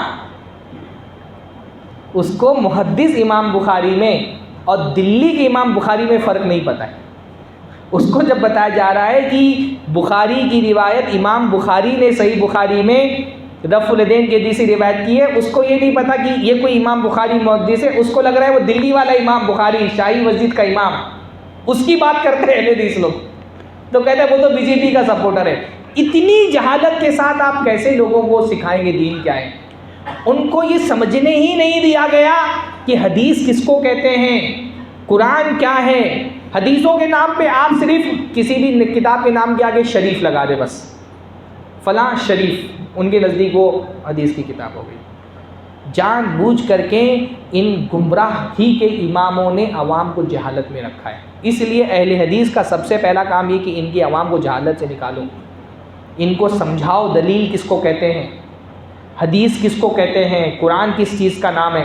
جیسے جیسے انشاءاللہ تعالیٰ لوگوں سے جہالت دور ہوگی ویسے ویسے انشاءاللہ تعالیٰ اہل حدیثیت پھیلے گی. تو پہلی چیز جو انسان کو گمراہی کی طرف لے کر کے جاتی ہے، صراط مستقیم کے راستے میں رکاوٹ بنتی ہے، وہ جہالت. دوسری چیز کیا ہے؟ دوسری چیز ہے تعصب، مسلکی تعصب، گروہی تعصب. آدمی ایک گروہ اور ایک مسلک سے اپنے آپ کو جوڑ لیتا ہے، اور کیونکہ اس نے یہ طے کر لیا کہ میں اسی گروہ میں رہنے والا ہوں، اس سے باہر نہیں نکلنے والا ہوں، اس کو لاکھ آپ دلیلیں اس کے سامنے رکھ دیں. ہاں، جیسے یہود کا تھا نا کہ بھائی ان کا یہودیت نہیں چھوڑنی ہے. اللہ تعالیٰ نے فرمایا وَلَئِن، کیسے قرآن کی آیت ہے، وَلَئِنْ أَتَيْتَ الَّذِينَ أُوتُوا الْكِتَابَ بِكُلِّ آیَةٍ مَا تَبِعُوا قِبْلَتَكَ. آپ اہل کتاب کو ہر آیت، ہر نشانی، ہر دلیل ان کے سامنے رکھ دیں، وہ آپ کے قبلے کو فالو نہیں کریں گے. آپ ان کے سامنے کائنات، آسمان و زمین کی ساری دلیلیں لا کر کے رکھ دیں. کیوں؟ کیونکہ انہوں نے یہ طے کر لیا ہے یہ میری یہودیت، میرا دین، میرا مسلک، میرا مذہب، میرا فرقہ ہے، مجھے اس کو نہیں چھوڑنا ہے. آدمی جب کسی مذہب سے اندھا ہو کر کے جڑ جاتا ہے نا، یہ مسلکی عصبیت، یہ فرقہ وارانہ عصبیت اس کی آنکھوں پہ ایسی پٹی باندھ دیتی ہے، آپ لاکھ دلیلیں ان کے سامنے لا کر کے رکھ دیں۔ بندے نے سوچ لیا ہے، میں خاص طور پہ جب مقلد ہو جاتا ہے آدمی نا، ایک تقلیدی مسلک سے جڑ گیا کہ میں حنفی ہوں، مجھے حنفیت کا راستہ نہیں چھوڑنا ہے، آپ دسیوں دلیلیں لا کر کے رکھ دیں، کوئی فرق اس کو نہیں پڑے گا۔ ہاں، مقلد کے ساتھ تو خصوصی طور پہ یہ مسئلہ ہوتا ہے نا کہ اس کو حدیثوں سے شرح صدر نہیں حاصل ہوتا۔ یہ جو تقلیدی عصبیت ہوتی ہے نا، ایک مقلد کو آپ حدیث سنا دیں، اس کے دل میں عمل کا جذبہ نہیں بیدار ہوتا، کنفیوژن میں رہتا ہے وہ۔ اس کو حدیث سننے کے بعد یہ معلوم کرنا ہوتا ہے کہ میرے مسلک کے علماء نے اس حدیث کو قبول کیا کہ نہیں قبول کیا۔ جب تک کہ اس کو یہ نہ پتہ چل جائے کہ یہ حدیث میرے مسلک کے بھی موافق ہے، تب تک کہ حدیث پر عمل کرنے کا جذبہ اس کے اندر پیدا نہیں ہوتا۔ حدیث سن کر کے اس کو شرح صدر نہیں حاصل ہوتا، لیکن اس کے مسلک کا مسئلہ اس کو بتا دو، حنفی مسلک میں یہ ہے، قبول کر لے گا۔ پھر اس کے بعد اس کو اس مسلک کے بنیاد کس دلیل پر ہے وہ دلیل جاننے کا شوق نہیں پیدا ہوگا۔ اس کو حدیثوں سے وہ شرح صدر حاصل نہیں ہوتا جو اپنے مسلک کا فتویٰ ملنے سے ہو جاتا ہے۔ آپ دیکھ لیں نا، آپ کسی مقلد کو حدیث سنا کر کے دیکھیں، کتنے مسائل ہیں، دسیوں ہزاروں مسائل ایسے ہیں جہاں حنفی مسلک ایک طرف ہے، اللہ کے نبی کی حدیث ایک طرف ہے، کھلی سری حدیث آپ پیش کر دیں نہیں مانتے حنفی۔ حتیٰ کہ یہ مسلکی عصبیت اتنی خطرناک ہے، ایک ہی حدیث سے آپ بعض مرتبہ دیکھیں گے کہ احناف جو ہے ایک حدیث کے آدھے حصے سے دلیل دیتے ہیں اپنے مسلک کی اور دوسرے آدھے حصے کو نہیں مانتے، کیونکہ انہوں نے معیار اپنے مسلک کو بنایا ہوا ہے نا۔ مسلکی عصبیت کا اتنا خطرناک نقصان ہے، ایک حدیث آپ کے سامنے پیش کریں گے، اس سے اپنے مسلک کے صحیح ہونے پر استدلال کریں گے، اسی حدیث میں اگر کوئی بات ان کے مسلک کے خلاف ہے تو قبول نہیں کریں گے۔ ایک مثال میں آپ کو بتاتا ہوں، صحیح بخاری وغیرہ میں نا بہت ساری، ابو داؤد وغیرہ میں حضرت ابو حمید سعدی رضی اللہ تعالیٰ عنہ کی ایک روایت ہے جس میں انہوں نے رسول اللہ صلی اللہ علیہ وسلم کی نماز کا پورا حدیث سعدی، بہت ابو حمید سعدی کی بہت مشہور روایت ہے۔ صحیح بخاری میں یہ جو روایت موجود ہے نا، اس میں رکوع سے پہلے اور رکوع کے بعد رفع الیدین کا ذکر نہیں ہے۔ ابو داؤد والی روایت میں وہی حدیث ہے، اس میں ذکر موجود ہے۔ کوئی حدیث کبھی محدث مفصل بیان کرتا ہے، کبھی مختصر بیان کرتا ہے۔ صحیح بخاری میں امام بخاری نے مختصر بیان کی ہے، اس میں رفع الیدین کا ذکر نہیں ہے۔ بھائی ذکر نہیں ہونے سے مراد یہ تھوڑی ہے کہ کرتے نہیں تھے، حدیث میں بیان ہے، امام بخاری نے مختصر بیان کیا تو رفع الیدین کا ذکر نہیں کیا۔ اس کو احناف اس دلیل کے طور پہ پیش کرتے، دیکھو حضرت ابو حمید سعدی نے اللہ کے نبی صلی اللہ علیہ وسلم کی نماز بیان کی اور اس میں رفع الیدین کا ذکر نہیں کیا، اس کا مطلب اللہ کے رسول رفع الیدین نہیں کرتے تھے، یہ ان کی دلیل ہے۔ حالانکہ ابو داؤد والی روایت میں رفع الیدین کا ذکر موجود ہے۔ اچھا، صحیح بخاری کی جو روایت یہ حضرات پیش کرتے ہیں، اسی کے آخر میں جب تشہد کا ذکر آتا ہے، تشہد کے ذکر میں حضرت ابو حمید سعدی بیان کرتے ہیں کہ اللہ کے رسول جب تشہد میں بیٹھے تو اللہ کے نبی صلی اللہ علیہ وسلم نے اپنا دایاں پیر کھڑا کیا، بائیں پیر کو آگے کیا، وقعد علی مقعدتہ، اور اللہ کے نبی اپنے سرین کے بل بیٹھے، زمین پر بیٹھے، تورک جس کو ہم کہتے ہیں۔ صریح روایت تورک کی موجود ہے، اسی حدیث کے اندر ایک حدیث کے آدھے حصے کو اپنے موقف کے لیے دلیل کے طور پہ پیش کرتے، اس کے آخری حصے کو نہیں تسلیم کرتے۔ کسی حنفی کو آپ پیش کر کے دکھا دیں، سارے مسلک والے مانتے سوائے احناف کے، حنفی، شافعی، مالکی، شافعی، حنبلی، وہ بھی تورک مانتے ہیں۔ اس پہ اختلاف ہے کہ پہلے تشہد میں تورک کرنا ہے کہ نہیں کرتا ہے، مالکی دونوں جو تشہد میں تورک کرتے ہیں، لیکن تورک کو سارے مسلک کے لوگ مانتے ہیں، احناف نہیں مانتے۔ حالانکہ صحیح بخاری کی بہت واضح روایات ہیں کہ اللہ کے نبی صلی اللہ علیہ وسلم نماز میں تورک کرتے تھے۔ آپ کسی حنفی کے سامنے پیش کر کے اس کو بولو ایک مرتبہ نماز میں تورک کر لو، نہیں کرے گا، وہ واضح اللہ کے رسول کی حدیث سامنے موجود ہے، تسلیم نہیں کرے گا۔ کیوں؟ عصبیت، مسلکی تعصب، کہ میرے مسلک میں کیونکہ اجازت نہیں ہے تو میں نہیں کروں گا، گرچہ رسول اللہ کی حدیث میرے سامنے آ گئی۔ دسیوں مسائل ایسے، ابو داؤد میں، ترمذی میں رسول اللہ صلی اللہ علیہ وسلم کی حدیث ہے کہ اللہ کے نبی صلی اللہ علیہ وسلم کو حضرت جبرائیل نماز کا وقت بتانے کے لیے آئے، اور عصر کی نماز اللہ کے رسول صلی اللہ علیہ وسلم کو پہلے دن اول وقت میں پڑھائی، کب؟ جب ہر چیز کا سایہ اس کے برابر ہو گیا تھا۔ عصر کی نماز کا ٹائم کب ہوتا ہے؟ جیسے مان لیجئے کہ یہ بوتل ہے، اس بوتل کا زوال کے وقت کوئی سایہ نہیں ہے نا، اور جب اس کا سایہ ایک مثل اس کے برابر ہو جائے تو اس کو کیا کہتے ہیں؟ سایہ مثل۔ اللہ کے رسول صلی اللہ علیہ وسلم کو حضرت جبرائیل نے اول وقت میں نماز پڑھائی کب؟ جب ہر چیز کا سایہ اس کے مثل ہو گیا۔ مان لیجیے کوئی 1 میٹر کی چیز ہے، 1 میٹر کی چیز ہے، اب زوال کے وقت پہلے دیکھا جائے گا، مان لیجیے زوال کے وقت اس کا سایہ آدھا میٹر کا ہے، اس آدھے میٹر کو مائنس کیا جائے گا، پھر دیکھا جائے گا کہ آدھے میٹر کے بعد، یعنی جب اس چیز کا سایہ 1.5 میٹر کے برابر ہو جائے گا تب عصر کا وقت ہوگا۔ ایک مثل پر عصر کی نماز پڑھی جاتی ہے، اہل حدیث مسجد میں پڑھی جاتی ہے، شافعی مسجد میں پڑھی جاتی ہے، حنبلی مسجد میں پڑھی جاتی ہے، مالکی مسجدوں میں پڑھی جاتی ہے۔ پوری امت کے علماء کا اتفاق ہے عصر کی نماز کا وقت کب ہوتا ہے؟ جب ہر چیز کا سایہ اس کے برابر ہو جائے۔ حتیٰ کہ امام ابو حنیفہ کے دونوں شاگردوں کا، امام محمد بن حسن الشیبانی، امام ابو یوسف، ان دونوں کا بھی موقف کیا ہے کہ عصر کی نماز کا وقت کب ہوتا ہے؟ جب ہر چیز کا سایہ اس کے برابر ہو جائے۔ احناف کو آپ حدیث پیش کریں، کبھی تسلیم نہیں کریں گے۔ ایک بولو کہ اچھا ایک دن تو کم سے کم عصر کی نماز ایک مثل پر اذان دے دو، کبھی تیار نہیں ہوں گے۔ کیوں؟ کیونکہ جب مسلکی عصبیت اور تعصب کا چشمہ آدمی پہن لیتا ہے اس کو حدیثیں دکھائی نہیں دیتی ہے۔ یہ عصبیت سب سے خطرناک چیز ہے جو انسان کو حق قبول کرنے سے روکتی ہے۔ حق کو قبول کرنے میں ایک بہت بڑی چیز جو رکاوٹ بنتی ہے وہ کیا ہے؟ آبا پرستی۔ اللہ تعالیٰ نے قرآن مجید میں فرمایا کہ وَمَا مَنَعَ النَّاسَ أَن يُؤْمِنُوا إِذْ جَاءَهُمُ الْهُدَىٰ وَيَسْتَغْفِرُوا رَبَّهُمْ إِلَّا أَن تَأْتِيَهُمْ سُنَّةُ الْأَوَّلِينَ، کہ جب لوگوں کے پاس ہدایت آ گئی تو اس ہدایت کو قبول کرنے، ایمان لانے اور استغفار کرنے سے ان کو کس چیز نے روک دیا؟ پہلے کے لوگوں کا طریقہ۔ اس لیے ہر نبی کو جب انہوں نے اپنی قوم والوں کو ہدایت کی طرف بلایا، ہر قوم والے نے کیا جواب دیا؟ بل نتبع ما الفینا علیہ آباءنا، کہ ہم نے تو اپنے باپ دادوں کو جو کرتا پایا ہے ہم وہی کریں گے۔ ہدایت کے راہ میں یہ سب سے بڑی رکاوٹ ہوتی ہے کہ بندہ یہ نہیں کہ اس کو دلیل سمجھ میں نہیں آ رہی ہے، حق سمجھ میں نہیں آ رہا ہے، اس نے یہ طے کہ ہم ہمارے باپ دادا جو کرتے ہوئے آ رہے ہیں۔ آج دنیا میں آپ دیکھیں گے بیشتر بدعات اور خرافات کرنے والے لوگوں کو یہ نہیں دیکھیں گے کہ ان بدعتوں پہ ان کو کوئی دلیل مل گئی ہے، اس وجہ سے ان بدعتوں کے راستے پر چل رہے ہیں، کہ عید میلاد پر کوئی دلیل مل گئی ہے، نہیں، بس میرے باپ دادا یہ کرتے ہوئے آئے ہیں تو مجھے یہ کرنا ہے۔ کوئی دلیل نہیں، دلیل بعد میں گڑھی جاتی ہے، عمل پہلے سے، عمل اس لیے کر رہے ہیں کیونکہ باپ دادا کرتے ہوئے آ رہے ہیں، دلیلیں گڑھ لیتے اپنی طرف سے کہیں یہاں وہاں سے گھما پھرا کر کے۔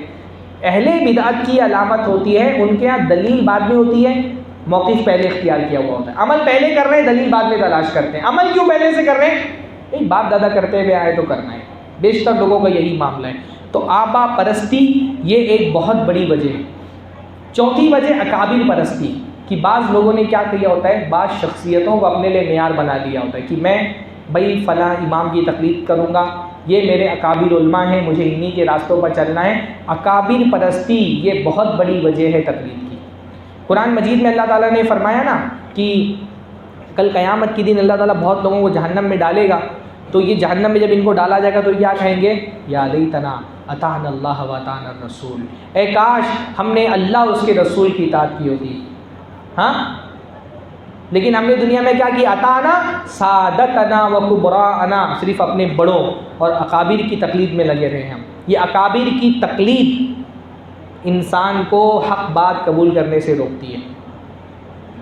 اس لیے ایمان والے بندے کو یہ سمجھنا ضروری ہے، دین میں دلیل اکابر نہیں ہے، دین میں دلیل اللہ ہیں، اس کے رسول ہیں اور رسول اللہ صلی اللہ علیہ وسلم کے صحابہ ہیں۔ یہ تین چیزیں دین میں دلیل ہیں، قرآن سنت، اور قرآن و سنت کا کون سا فہم ہے جو معتبر ہے؟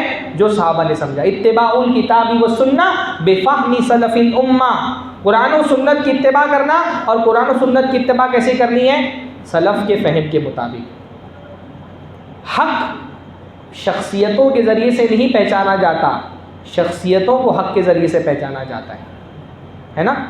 حضرت علی کا بہت پیارا فرمان ہے، وہ فرماتے ہیں الحق لا یعرف بالرجال، لوگوں کے ذریعے سے حق کو نہیں پہچانا جائے گا، ولکن الرجال الذین یعرفون بالحق، بلکہ لوگوں کو حق کے ذریعے سے پہچانا جائے گا۔ حق کو لوگوں پر نہیں پیش کیا جائے گا کہ حق میرے پاس حدیث آ گئی، اب میں دیکھوں گا کہ میرے اکابر علماء اس کے بارے میں کیا کہتے ہیں، وہ کہیں گے تو مانوں گا، نہیں کہیں گے تو نہیں مانوں گا۔ حق کو لوگوں کے ذریعے سے نہیں پہچانا جاتا ہے۔ آپ اللہ کے نبی صلی اللہ علیہ وسلم کے صحابہ کے مزاج دیکھیں. حضرت عبداللہ ابن عباس کے پاس ایک آدمی آیا, اس نے کہا کہ حج تمتع کے بارے میں آپ کا کیا خیال ہے؟ تو انہوں نے کہا کہ سنت ہے, اللہ کے رسول صلی اللہ علیہ وسلم نے حج تمتع کیا ہے. تو حضرت ابن عباس سے اس آدمی نے کہا لیکن ابو بکر اور عمر تو اس سے منع کرتے تھے. حضرت ابن عباس کے پاس ایک آدمی آیا, اس نے کہا کہ حج تمتع کے بارے میں آپ کی کیا رائے ہے؟ تو انہوں نے کہا تمتع النبی صلی اللہ علیہ وسلم, اللہ کے نبی صلی اللہ علیہ وسلم نے حج تمتع کیا ہے. تو اس آدمی نے کہا, عروہ ابن زبیر تھے, عروہ ابن زبیر نے کہا کہ لیکن ابو بکر و عمر تو حج تمتع سے منع کرتے تھے. حج تمتع ایک خاص طرح کا حج ہے جس میں بندہ پہلے عمرہ کا احرام باندھ کر کے حج کرتا ہے, پھر حلال ہو جاتا ہے اور پھر حج کے لیے الگ سے احرام باندھتا ہے. تو اللہ کے حضرت ابن عباس نے کہا اراہم سیہلکون, میرا ایسا خیال ہے, میں یہ دیکھ رہا ہوں کہ ان قریب یہ لوگ ہلاک ہو جائیں گے. اقول قال النبی صلی اللہ علیہ وسلم, میں کہہ رہا ہوں کہ اللہ کے نبی صلی اللہ علیہ وسلم نے کہا, اور یہ کہہ رہے ہیں کہ ابو بکر و عمر نے کہا. اللہ کے رسول صلی اللہ علیہ وسلم کی حدیث آنے کے بعد حضرت ابو بکر و عمر کا مقام بہت بڑا ہے, پر رسول اللہ کی حدیث ثابت ہونے کے بعد حضرت ابو بکر و عمر کے فتوے پر حضرت رسول اللہ کی حدیث نہیں چھوڑی جا سکتی. جب اللہ کے نبی صلی اللہ علیہ وسلم کی حدیث آنے کے بعد ابو بکر و عمر رضی اللہ عنہ کا قول نہیں اختیار کیا جا سکتا ہے, تو امام ابو حنیفہ, مالک, شافعی اور احمد ابن حنبل کا قول کیسے اختیار کیا جا سکتا ہے؟ ہاں, تو یہ شخصیات کو معیار بنا لینا. اسی طرح سے حق کے راستے میں ایک رکاوٹ بہت بڑی ہوتی ہے نا, کہ بعض مرتبہ آدمی حق سننے کے لیے تیار نہیں ہوتا ہے. اس کے ذہن میں یہ بات ڈال دی گئی ہوتی کہ فلاں لوگ گمراہ ہیں, ان کو سنو مت, ان کی مجلسوں میں مت جاؤ, ان سے سلام مت کرو, یہ بات کریں تو ان کی چہرے سے منہ موڑ لو اپنا. حق کو سننا یہ بھی بہت ضروری ہے. لیکن بعض مرتبہ کیا ہوتا ہے, اللہ تعالیٰ نے قرآن مجید میں حضرت نوح علیہ السلام کے قوم کے کافروں کے بارے میں کیا فرمایا, یجعلون اصابعہم فی آذانہم, کہ جب حضرت نوح علیہ السلام ان کو ہدایت کی دعوت دیتے تھے وہ اپنے کانوں میں انگلیاں ٹھوس لیتے تھے. جو لوگ جہنم میں جائیں گے ان جہنمیوں کے بارے میں اللہ تعالیٰ نے قرآن مجید کے اندر فرمایا کہ جہنم میں پہنچنے کے بعد وہ کہیں گے کہ اگر ہم نے سنا ہوتا اور غور و فکر کیا ہوتا تو ہم آج جہنم میں نہیں ہوتے. تو حق کو سننا بھی بہت ضروری ہے. اس لیے آپ دیکھیں گے کہ بہت سارے گمراہ عوام کو ان کے اہل علم نے, ان کے اکابر نے اہل حق کو سننے سے روک دیا ہوتا ہے. ان کی مجلسوں میں مت جاؤ, ان سے بات مت کرو, یہ ان کا سلام کا جواب دو گے تمہارا نکاح ٹوٹ جائے گا, ان سے مصافحہ کرو گے, ان کی جنازے کی نماز پڑھو گے, اسلام سے مرتد ہو جاؤ گے, فارغ ہو جاؤ گے. تو اہل حق کو سننے سے روکنا یہ بھی لوگوں کی گمراہی کا ایک بہت بڑا سبب ہوتا ہے. گمراہی کا ایک بہت بڑا سبب ہوتا ہے کہ دین آدمی جاہل لوگوں سے لینا شروع کر دے. بہت سارے لوگ اس لیے گمراہ ہوتے ہیں کہ ان کو پتہ ہی نہیں کہ دین کن لوگوں سے لینا ہے. ان کا سورس جو ہے نا دین لینے کا, اس لیے حضرت عبداللہ ابن سیرین نے کہا نا ان ھذا العلم دین فانظروا عمن تاخذون دینکم, کہ یہ جو علم ہے یہ دین ہے, تو تم دیکھو کہ تم اپنا دین کن سے لے رہے ہو. آج کے زمانے میں گمراہی کا بہت بڑا سبب یہ بھی ہے کہ بندہ معتبر مستند اہل علم کو سننے کے بجائے جس کی بات اچھی لگ رہی ہے اس کو اپنا امام بنا لے رہا ہے. جو لچھے دار تقریر کر رہے, انجینئر ہو, ڈاکٹر ہو, ایڈوکیٹ ہو, دین کا کوئی علم نہیں ہے لیکن تقریر سننے میں مزہ آ رہا ہے اس کے. یوٹیوب پہ اس کے فالوور بہت زیادہ ہیں, انسٹاگرام پہ اس کے فالوور بہت زیادہ ہے, بس اس کو اس نے دین کا امام بنا لیا. چاہے وہ ایک قرآن کی آیت بھی صحیح سے نہیں پڑھ سکتا ہو, پھر بھی دین کا امام اس کو بنایا ہوا ہے. چاہے اللہ کے نبی صلی اللہ علیہ وسلم ایک حدیث کا صحیح سے ترجمہ بھی نہ کر سکتا ہو, سارے مستند معتبر علماء کو چھوڑ کر کے اس جاہل کو دین کا امام بنا. جاہلوں سے دین لینا بھی گمراہی کا ایک سبب ہے.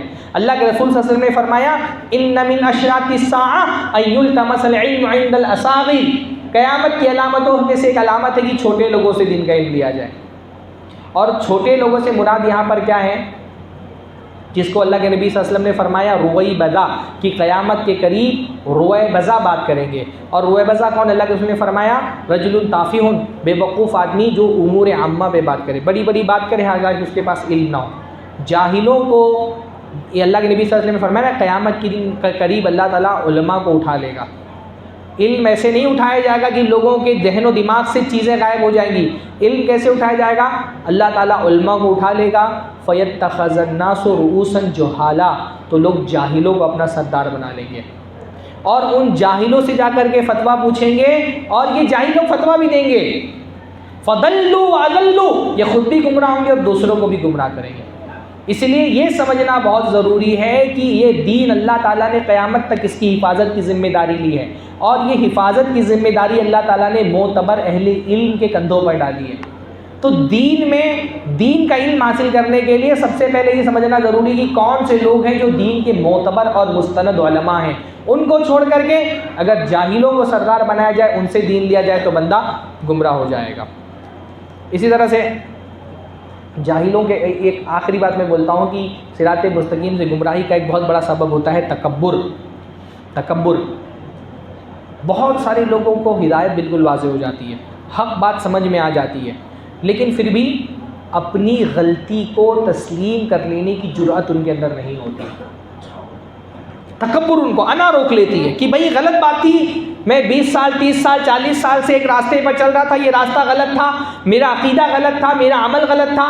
اس کے باوجود اگر میں نے سامنے والے کی بات تسلیم کر لی، اس کا مطلب میں اپنی غلطی تسلیم کر رہا ہوں. اپنی غلطی تسلیم کرنے کی جرأت نہیں ہوتی. تکبر کی وجہ سے آدمی حق قبول کرنے سے رک جاتا ہے. ابلیس کو دیکھیں، ابلیس کیوں گمراہ ہوا؟ ہاں، تکبر، گھمنڈ. تکبر صرف اپنے آپ کو بڑا سمجھنے کا نام نہیں ہے.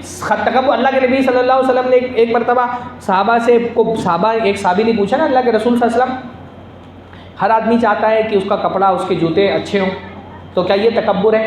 رسول اللہ نے فرمایا یہ تکبر نہیں ہے.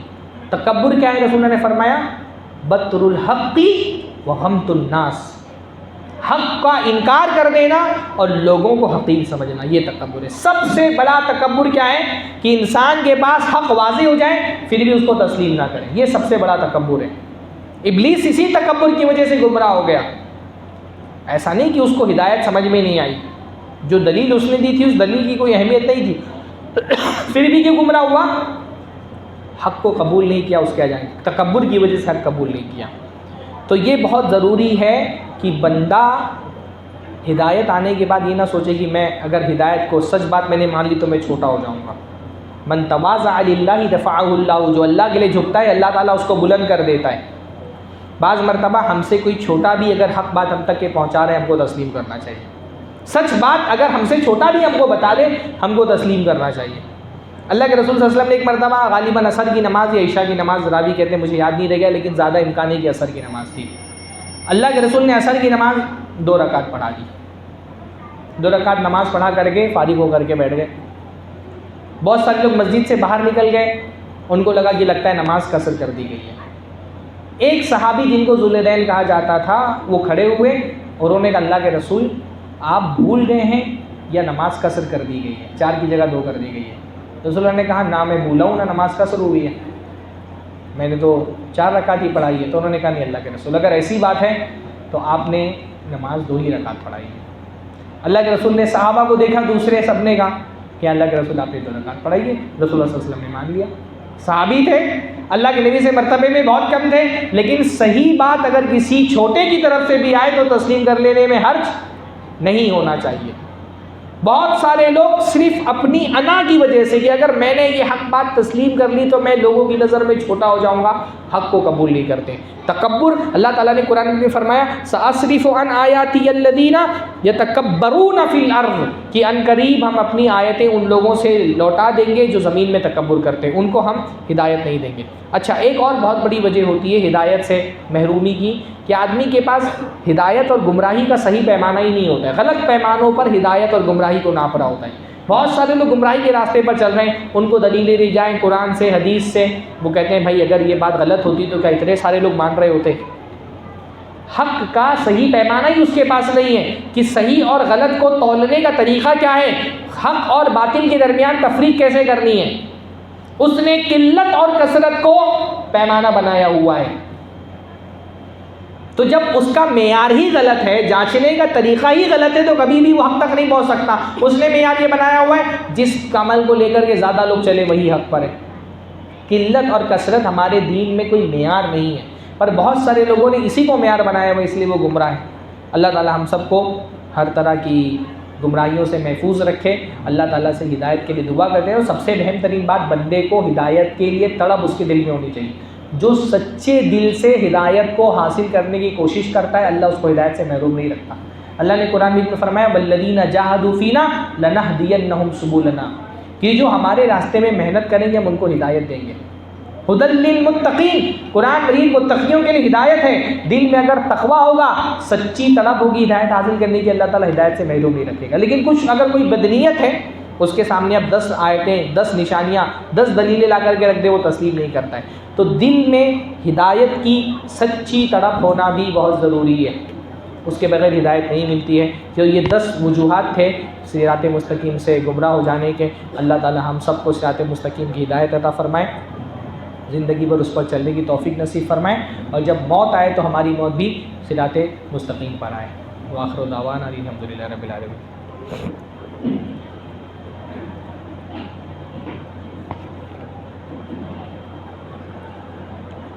جزاکم اللہ خیرا فاحسن الجزاء۔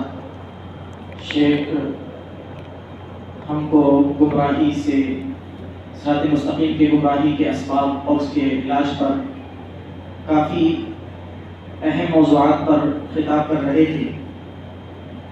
2 جملوں میں اگر یہ کہا جائے تو مناسب ہوگا کہ اگر کھو گئے ہو تو پھر لوٹ آؤ حقیقت کی طرف، اگر کھو گئے ہو تو پھر لوٹ آؤ حقیقت کی طرف، یہی راستہ ہے جو منزل تک لے کے جائے گا، یہی راستہ ہے جو منزل تک لے کے جائے گا۔ محترم سامعین، آپ تک کے چٹھیاں بھیجی گئی ہیں، اب یہاں سے سوالات کا سلسلہ شروع ہو رہا ہے۔ جو حضرات سوال کرنا چاہتے ہیں وہ اپنے سوالات کو لکھ کر ہم تک پہنچائیں تاکہ اپنے سوالات کا جواب دیا جا سکے۔ آگے کیا سوال آئیے؟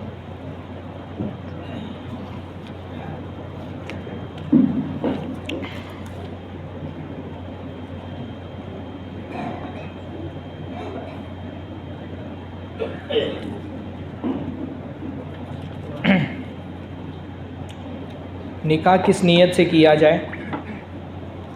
نکاح کرتے ہوئے پہلی نیت تو یہ ہونی چاہیے کہ بھئی نکاح جو ہے وہ اللہ کے رسول صلی اللہ علیہ وسلم کی سنت ہے۔ صرف اللہ کے رسول کی نہیں، اللہ کے رسول سے پہلے آنے والے انبیاء کی بھی سنت ہے۔ اللہ نے فرمایا نکاح من سنتی، نکاح میری سنت ہے۔ تو پہلی نیت تو یہ ہونی چاہیے کہ اللہ تعالیٰ اس نکاح کے ذریعے سے ہم تیرے نبی کی سنت پر عمل کر رہے ہیں، تو سنت پر عمل کی ہم کو توفیق نصیب فرما۔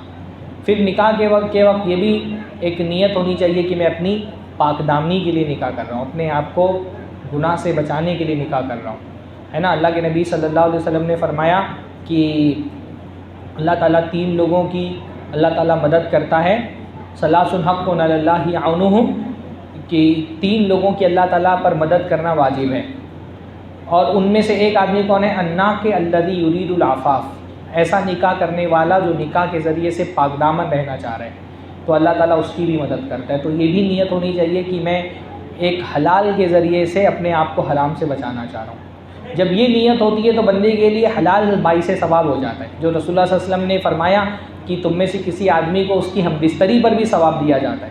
تو صحابہ نے کہا اللہ کے رسول وہ تو ہم اپنی ضرورت کے لیے کرتے ہیں، اپنی شہوت پوری کرنے کے لیے، تو رسول اللہ نے فرمایا اگر یہ شہوت حرام جگہ سے پوری کرتے تو گناہ ملتا کہ نہیں ملتا؟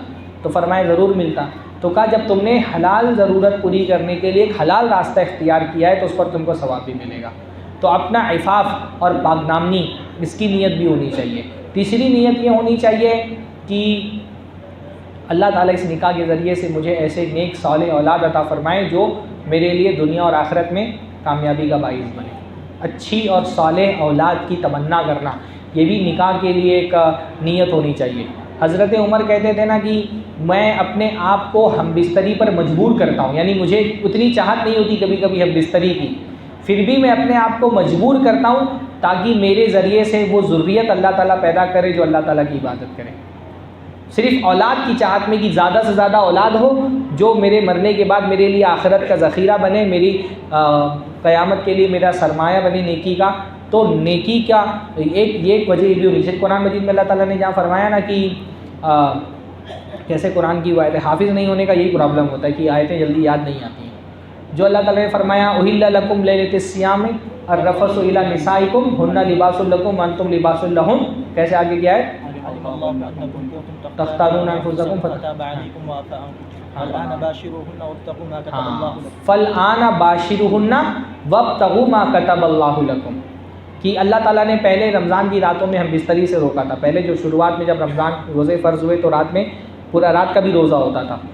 تو اللہ نے فرمایا فالآن باشروہن، اب عورتوں سے ہم بستری کرو، وابتغوا ما کتب اللہ لکم، اور اللہ نے جو تمہارے لیے لکھا ہے اس کو تلاش کرو. یعنی جو اللہ تعالیٰ نے تمہاری قسمت میں اولاد لکھی ہے، اس ہم بستری کا مقصد صرف اپنی لذت پوری کرنا نہیں ہونا چاہیے، وہ بھی ہے، وہ تو ایک فطری ضرورت ہے، وہ تو ہونا ہی چاہیے، لیکن ایک اور بڑا مقصد کیا ہونا چاہیے کہ اس کے ذریعے سے اللہ تعالیٰ نے جو اولاد تمہاری قسمت میں لکھی ہے اس کو تلاش کرو. تو نکاح کا یہ بھی مقصد ہونا چاہیے. اچھا یہ بہت مشکل کام ہوتا ہے کسی سوال کو مختصر کرنا. کیا نکاح کے بعد غنی ہونے والی جو حدیث ہے اس کا کیا مطلب ہے؟ نکاح کے بعد غنی ہونے کے بارے میں میرے کوئی علم میں تو حدیث نہیں ہے. یہ حدیث ہے کہ اللہ تعالیٰ 3 لوگوں کی مدد کرتا ہے، اس میں سے ایک وہ ہے جو عفاف کے مقصد سے، پاک دامنی کی مقصد سے نکاح کرتا ہے، اللہ اس کی مدد کرتا ہے. تو مدد میں یہ معنی ہے کہ اللہ تعالیٰ اس کو اتنا مال دیتا ہے فیملی سنبھالنے کے لیے. اور قرآن کی جو آیت ہے جس میں اللہ نے فرمایا اپنے غلاموں کا نکاح کرا دو، ان یکونوا فقراء من عبادکم ان یکونوا فقراء یغنیہم اللہ من فضلہ، کہ اگر وہ فقیر ہوں گے تو اللہ اپنے فضل سے غنی کر دے گا. تو قرآن کی آیت میں یہ بات موجود ہے. کیا اہل حدیث علماء سعودی کے درباری ملا ہیں؟ آپ کو کیا لگتا ہے میں بول دوں گا ہاں؟ بھائی کسی چیز کے صحیح یا غلط ہونے کا فیصلہ اس موقف کے صحیح یا غلط ہونے پر جو دلیلیں دی جا رہی اس سے کرنا چاہیے نا. اگر کون سی چیز صحیح ہے کون سی چیز غلط ہے اس کا فیصلہ اس دلیل کی بنیاد پر کرے تو دی جا رہی ہے. یہ درباری ملا ہونے کا تانا وہ لوگ دیتے ہیں جن کے پاس دلیلوں کا کوئی جواب نہیں. ہاں جو بھی ہمارے معاملات ہوں بھائی، ہم اپنے کسی موقف پر، چاہے موجودہ دور میں جو جنگ کے حالات ہیں ان حالات سے متعلق یہ بات ہو، یا عمومی طور پہ ہم توحید کی بھی دعوت دیتے ہیں، لوگ بولتے ہیں سعودی ملا ہے، ہم سنت کی اتباع کی دعوت بولتے ہیں درباری ملا ہے. ہاں ہم جو ہے لوگوں کو فتنہ فساد سے روکتے ہیں تو بولتے ہیں درباری ملا ہے. تو یہ درباری ملا اور اس طرح کی باتیں، اس طرح کے تانے دینے کی ضرورت ان لوگوں کے پیش آتی جن کے پاس دلیلیں نہیں موجود ہیں. جو دلیلوں سے بات کرتا ہے وہ کبھی بھی تانے دینے کی اس کو ضرورت محسوس نہیں ہوتی ہے، اس کو تانے دینے کی ضرورت محسوس نہیں ہوتی ہے. ہمارا جو بھی موقف ہے کسی بھی مسئلے میں ہم دلیلوں سے اس کو واضح کرتے ہیں. باقی رہا معاملہ بھائی سعودی عرب سے ہم کو محبت ہے، آپ کو اگر اس سے تکلیف ہو رہی ہے تو موتوا بغیظکم، مرو تم لوگ اپنے غیظ اور غصے میں. ہم کو سعودی عرب سے محبت ہے اور اس محبت کا سبب یہ ہے کہ الحمدللہ دین کی دعوت کے لیے، قرآن و سنت کی نشر و اشاعت کے لیے، خاص طور پہ توحید کی دعوت کے لیے جو سعودی عرب کے خدمات ہیں وہ سارے خدمات ایک طرف رکھ دیے جائیں اور دوسرے مسلم ممالک کی خدمات بھی اگر پورے ملا کر ایک طرف رکھ دیے جائیں تو بھی سعودی عرب کی کوئی برابری نہیں کر سکتا ہے. جو انہوں نے اپنا مال، اپنے وسائل اسلام اور مسلمانوں کی مدد کے لیے خرچ کیے ہیں نا، دنیا کا کون سا ملک ہے جس نے دین کی نشر و اشاعت کے لیے اتنا، کون سا ملک ہے جس کے پاس پیسہ نہیں ہے؟ بھائی پیسہ تو سب مسلم ممالک کے پاس ہے، لیکن عرب جتنا دین کی خدمت کے لیے پیسہ خرچ کرتے ہیں کون خرچ کرتا ہے؟ ہاں صرف ایک جو قرآن پرنٹنگ پریس ہے شاہ فہد کے نام سے، شاہ فہد قرآن پرنٹنگ پریس، صرف اس کی قرآن کے حوالے سے جو خدمات ہیں، آپ میں سے کون سا ایسا آدمی جس نے سعودی سے چھپا ہوا قرآن نہیں پڑھا ہے؟ ہاں کتنے لوگ ہیں جنہوں نے سعودی سے چھپا ہوا قرآن دیکھا ہے؟ ہاں ہاتھ اٹھائیے. کروڑوں کی تعداد میں ہر سال صرف قرآن شائع ہوتا ہے. تو تقریباً دنیا کی ہر زندہ زبان میں ترجمے کیے گئے قرآن مجید کے، تفاسیر شائع کی جاتی ہیں.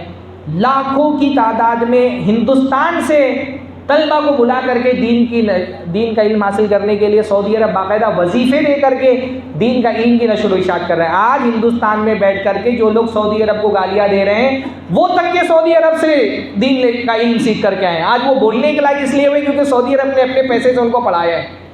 چاہے وہ منظور نعمانی کا بیٹا ہو سجاد نعمانی، چاہے وہ عنایت اللہ سبحانی کا بیٹا ہے قاضی محی الدین، ہاں جتنے بھی لوگ آج سعودی عرب کو یہاں بیٹھ کر کے گالیاں دے رہے ہیں ان کو اپنے پیسے پہ اپنے خرچ پر سعودی عرب نے پڑھایا ہے. یہ ایران سے تھوڑی پڑھ کر کے آئے. آج جو ایران کی حمایت میں بڑی بڑی باتیں کرتے ہیں، ان کو سعودی عرب نے اپنے پیسے دے کر کے اپنے مدرسوں میں پڑھایا ہے، چاہے یہ سلمان ندوی ہو، چاہے یہ غازی محی الدین ہو، چاہے یہ سجاد نعمانی ہو، یہ سب سعودی عرب کی یونیورسٹی سے پڑھے ہوئے لوگ ہیں۔ مسلمان کی تعلیم کے لیے، مسلمانوں کی معیشت کو مضبوط کرنے کے لیے سعودی عرب کتنا پیسہ خرچ کرتا ہے۔ آج ہندوستان کی مسلمانوں میں، پاکستان کی مسلمانوں میں، بنگلہ دیش، سری لنکا کے مسلمانوں میں جو خوشحالی ہے، اس خوشحالی کے پیچھے اربوں کا پیسہ ہے الحمدللہ۔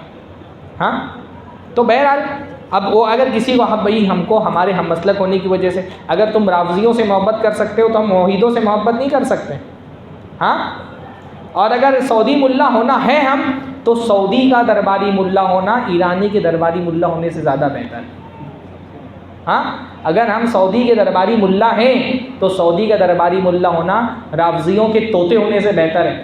یہاں بیٹھ کر کے رافضیوں کی حمایت کریں آپ، اللہ کے نبی صلی اللہ علیہ وسلم کے صحابہ کو گالیاں دینے والوں کو گلے لگائیں، قرآن کو محرف ماننے والوں اور یہ کہنے والوں کا کہ ہمارے امام مہدی آئیں گے تو حضرت ابو بکر عمر کو نعوذ باللہ سولی پر چڑھا دیں گے زندہ کر کے دوبارہ، اور حضرت عائشہ پر کوڑے لگائیں گے، ایسے عقیدے رکھنے والوں کا طوطا بننے سے بہتر ہے سعودی عرب کا درباری ملا بننا الحمدللہ۔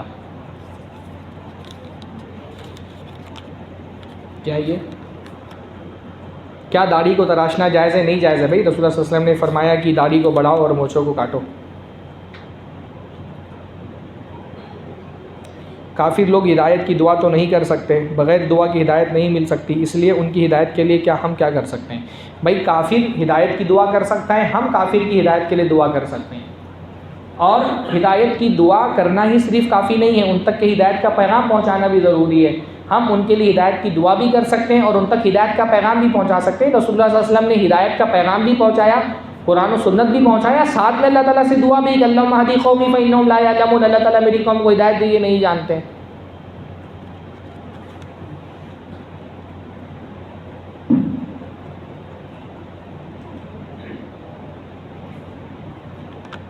موصوف جو لوگ اہل حدیث ہیں ان کے اندر توحید، نماز کے علاوہ بہت زیادہ گمراہی آ گئی ہے، مثلا جیسے شادی، تجارت، آپس میں اختلاف، ان تمام چیزوں کو بھی گمراہی ہے، اس پر بھی روشنی ڈالیں تاکہ اہل حدیث کی گمراہی ختم ہو۔ ظاہر سی بات ہے بھائی، ہدایت ایمان کا بھی نام ہے اور ہدایت عمل صالح کا بھی نام ہے۔ ہدایت جو ہے وہ نے کہا نا کہ ہدایت عقیدے کی ہدایت بھی ہوتی ہے اور ہدایت عمل کی بھی ہدایت ہوتی ہے، تو اللہ تعالیٰ سے عقیدے کی بھی ہدایت مانگنی چاہیے اور عمل صالح کے لیے بھی ہدایت مانگنی چاہیے۔ رسول اللہ صلی اللہ علیہ وسلم اللہ تعالیٰ سے عقیدے کی بھی ہدایت مانگتے تھے، عمل کی بھی ہدایت مانگتے تھے۔ اللہ کے نبی صلی اللہ علیہ وسلم کی دعاؤں میں سے ایک دعا ہے اللہم انی اسألک فعل الخیرات و ترک المنکرات، اللہ تعالیٰ میں تجھ سے نیک کاموں کے کرنے کی ہدایت طلب کرتا ہوں اور گناہوں سے بچنے کی ہدایت طلب کرتا ہوں۔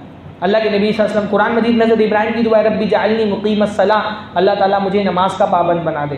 تو اللہ تعالیٰ سے دونوں طرح کی ہدایت مانگنی چاہیے کہ اللہ تعالیٰ ہم کو عقیدے کے معاملے میں بھی ہدایت عطا فرما اور عمل صالح کرنے کی بھی توفیق نصیب فرما۔ اللہ کے رسول صلی اللہ علیہ وسلم دعا مانگتے تھے تشہد میں اللہ سے ربی اعنی اللہ ذکری کا و شکری کا و حسن عبادتی، اللہ تعالیٰ ہم کو ذکر اور شکر اور حسن عبادت کی توفیق نصیب فرما۔ اللہ تعالیٰ سے معاملات میں درستگی اور اچھے اخلاق کے لیے بھی دعا مانگنی چاہیے۔ اللہ کے نبی کی دعا میں سے ایک دعا ہوتی ہے کہ اللہ انت حسنت خلقی فاحسن خلقی، اللہ تعالیٰ تو نے میری تخلیق اچھی کی ہے تو میرے اخلاق بھی اچھے کر دے۔ اللہ کے رسول صلی اللہ علیہ وسلم دعا مانگتے تھے اللہم اہدنی لاحسن الاخلاق، اللہ تعالیٰ مجھے اچھے اخلاق کی ہدایت دے۔ تو اللہ تعالیٰ سے میں نے کہا نا کہ اللہ تعالیٰ سے ایمان بھی مانگنا چاہیے اور ہدایت عمل کے لیے بھی اللہ تعالیٰ سے توفیق طلب کرنی چاہیے۔ باقی یہ مسائل تو ہیں، اب ایک تقریر میں ساری باتیں تو سمیٹی نہیں جا سکتی ہے۔ شادی کا کھانا کیسا ہے؟ اگر وہ کھانا گھر پر بھیج دے تو کیا کھانا چاہیے یا نہیں؟ میرے خیال سے میں اس سے پہلے والے پروگرام میں بھی اس کی وہ دے چکا ہوں۔ نکاح کے وقت خواتین لڑکی والوں کی طرف سے کھانا کھانے کی شریعت میں قرآن و سنت میں کوئی دلیل نہیں ہے، بلکہ کسی بھی نکاح میں لڑکی والوں پر اللہ تعالیٰ نے 1 روپے کا خرچ نہیں رکھا ہے، کوئی بھی خرچ لڑکی والوں کو نہیں کرنا ہے، تو شریعت میں تو یہ ثابت نہیں ہے۔ البتہ اگر کوئی کھلاتا ہے تو اہل علم اس کو اس لیے روکتے ہیں کہ یہ سب شادی کے کھانے وغیرہ کی وجہ سے نکاح جو ہے نا وہ بہت مشکل ہوتا جا رہا ہے۔ بھائی کسی بھی خوشی کے وقت اگر کوئی کچھ کھلانا چاہے نا تو کھانا کھلانا ایک معاملات کے قبیل سے ہے، اس کو منع نہیں کر سکتے، لیکن ان سارے کاموں کی وجہ سے کیا ہو رہا ہے، نکاح ایک بوجھ بن گیا ہے معاشرے کے اندر، اور اس بوجھ کی وجہ سے لڑکیوں کی شادیاں مشکل ہو گئی ہیں، نکاح میں بہت ساری پریشانیاں آ رہی ہیں۔ بلکہ لڑکیوں ہی کا مسئلہ نہیں ہے، لڑکے والوں کی طرف سے بھی ولی میں جو فضول خرچی ہو رہی ہے وہ بھی صحیح نہیں ہے۔ کہ آدمی اپنا 2-2 3-3 4-4 سال سیونگ کر رہا ہے اور پوری سیونگ جو ہے نا وہ ولیمے میں لٹا دے رہا ہے. ولیمے میں بھی جو فضول خرچی ہو رہی ہے وہ صحیح نہیں ہے. تو اہل علم سد ذریعہ کے طور پر کوئی بھی کسی خوشی کے موقع پہ اگر کھانا کھلانا چاہے تو کھلا سکتا ہے. اگر کوئی باپ خوشی کے موقع پہ اپنی بیٹی کی شادی کے وقت کھانا کھلانا چاہ رہا ہے وہ کھلا سکتا ہے. لیکن پہلی بات تو نکاح کے موقع پر دولہے والوں کی طرف سے تقاضا کر کے کھانا کہ بھئی ہم اتنے باراتی لے کر کے آ رہے ہیں اور ان کے کھانے کا انتظام کریں. اگر تقاضا کر دیا تو وہ کھانا حرام ہو جائے گا.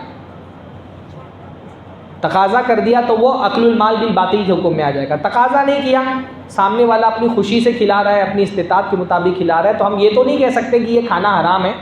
لیکن یہ سب رسموں کی وجہ سے شادیاں معاشرے میں مشکل ہو رہی ہیں اور اس کی وجہ سے دوسرے مفاسد معاشرے کے اندر پیدا ہو رہے ہیں. تو ان مفاسد کے سد باب کے لیے لڑکی والوں کو کھانا نہیں کھلانا چاہیے. اور بعض مرتبہ یہ مشکل ہوتا ہے لڑکی والوں کو, ان کو دعوت دینی پڑتی ہے, تو ایسی شادیوں میں نہیں جانا چاہیے. میں نہیں کہہ رہا ہوں حرام ہے, پر لڑکیوں کی طرف سے کھانا نہیں کھانا چاہیے. پر وہ حرام نہیں ہے, کسی نے اگر بھیج دیا ہے کھا لیں آپ, گناہ نہیں ملے گا انشاءاللہ تعالیٰ. پر اس رواج کو ختم کرنے کی کوشش معاشرے کے اندر سے کرنی چاہیے. شادی کے وقت پھولوں کا ہار پہننا, بھائی میں اس بارے میں نا تھوڑا سا اطمینان نہیں ہے مجھے. کہیں نہ کہیں مجھے یہ لگتا ہے کہ شادی کے وقت پھولوں کا ہار پہننا یہ مشرکوں سے مشابہت ہے. تو اس سے بچنے سے, لیکن میں ایک دم اطمینان سے نہیں بول سکتا, لیکن نہیں مجھے محسوس ہوتا ہے کہ یہ ہمارے یہاں پہ شادیوں کا ہار پہننا یہ مسلمانوں کا طریقہ نہیں ہے. پھولوں کے ہار پہننا یہ مشرکوں سے مسلمانوں میں آیا ہے.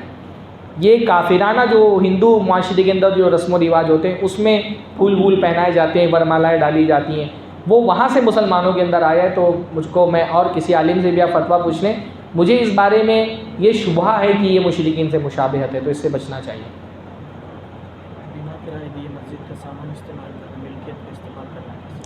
بنا کرائے دیے مسجد کی ملکیت کا استعمال کرنا کیسا ہے؟ یہ بہت مجہول قسم کا سوال ہے.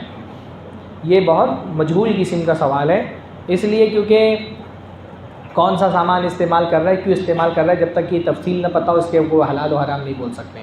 مسجد کے سامان کا مالک کوئی نہیں ہوتا ہے, پر مسجد کے سامان کے مالک کے قائم مقام ہوتا ہے مسجد کا متولی. کون سا سامان استعمال کر سکتے نہیں کر سکتے, اب مسجد کا تو کوئی مالک نہیں ہے, تو کون فیصلہ کرے گا اس کا کہ استعمال کر سکتے کہ نہیں کر سکتے؟ اجازت دینے کا اختیار کس کے پاس ہے؟ کسی بھی چیز کو استعمال کی اجازت دینے کا اختیار یا تو اس کے مالک کے پاس ہوتا ہے, یا جو مالک کے قائم مقام ہو. مالک کے قائم مقام ولی, وصی ناظر. ولی, وصی, اور ولی کا مطلب کیا ہوتا ہے؟ جیسے ایک بچے کا کوئی سامان ہے, تو بچے کا سامان بچہ تو استعمال کی اجازت نہیں دے سکتا ہے, تو جو اس کا ولی ہوگا, گارجین, وہ اجازت دے سکتا ہے. ولی, وصی, وکیل اور ناظر, یہ 4 لوگ دے سکتے ہیں. تو ناظر کا مطلب ہوتا ہے ٹرسٹی. ٹرسٹی اگر مصلحت میں سمجھتا ہے کہ کسی انسان کو مسجد کا کوئی سامان استعمال کے لیے ہم دے سکتے ہیں, مسجد کی مصلحت میں ہے وہ, اور وہ اجازت دے دے کہ بھائی بغیر کرائے کے تم استعمال کرو, تو استعمال کر سکتے ہیں, کوئی حرج کی بات نہیں ہے. لیکن وہ مصلحتوں پہ ڈیپینڈ کرتا ہے. اللہ کے رسول صلی اللہ علیہ وسلم کے زمانے میں عام طور پہ آپ دیکھیں گے کہ جو کنوارے لوگ ہوتے تھے وہ مسجد کے اندر ہی رہتے تھے. کنوارے لوگ اپنے گھروں میں نہیں جاتے تھے. اللہ کے نبی کے زمانے میں شادی شدہ آدمی جاتا تھا گھر, کنوارے لوگ مسجد میں ہی رہتے تھے. تو اگر جو مسجد کے ٹرسٹی ہیں وہ مسجد کے قائم مقام ہے, مالک کے قائم مقام ہے, وہ اگر مصلحت کے تحت دیکھتے ہیں کہ کسی چیز کو اجازت استعمال کرنے کی وہ اجازت دیتے ہیں, کوئی آدمی ہے اس کے پاس رہائش کا انتظام نہیں, اس کو اجازت دے دی کہ بھائی مسلمان ہے, مسلمان کی مدد کرنا ثواب کا کام ہے, تو مسجد میں آ کر کے سو جاؤ, مسجد کا پنکھا چالو کر لو. اگر ٹرسٹیوں کی طرف سے اجازت ہے تو استعمال کرنے میں کوئی حرج کی بات انشاءاللہ تعالیٰ نہیں ہے.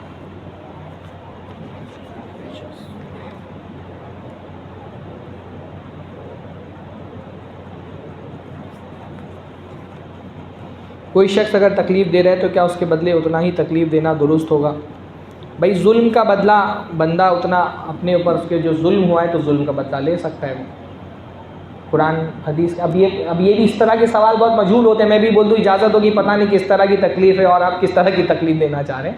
اصولی بات میں بتاتا ہوں کہ شریعت میں ظلم کا بدلہ لینے کی اجازت ہے, لیکن معاف کر دینا بہتر ہے. معاف کرنے والے بہتر ہوتے ہیں. اتنی بات میں کہوں گا, یہ نہیں بول رہا ہوں آپ سے کہ آپ جا کر کے تکلیف دیں اس کو اتنی.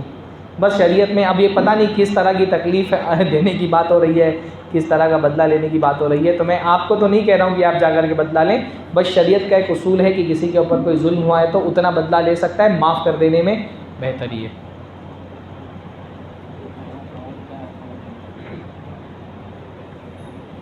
زیرہ ہاتھ کے کس حصے کو کہتے ہیں؟ اس حصے کو زیرہ کہا جاتا ہے.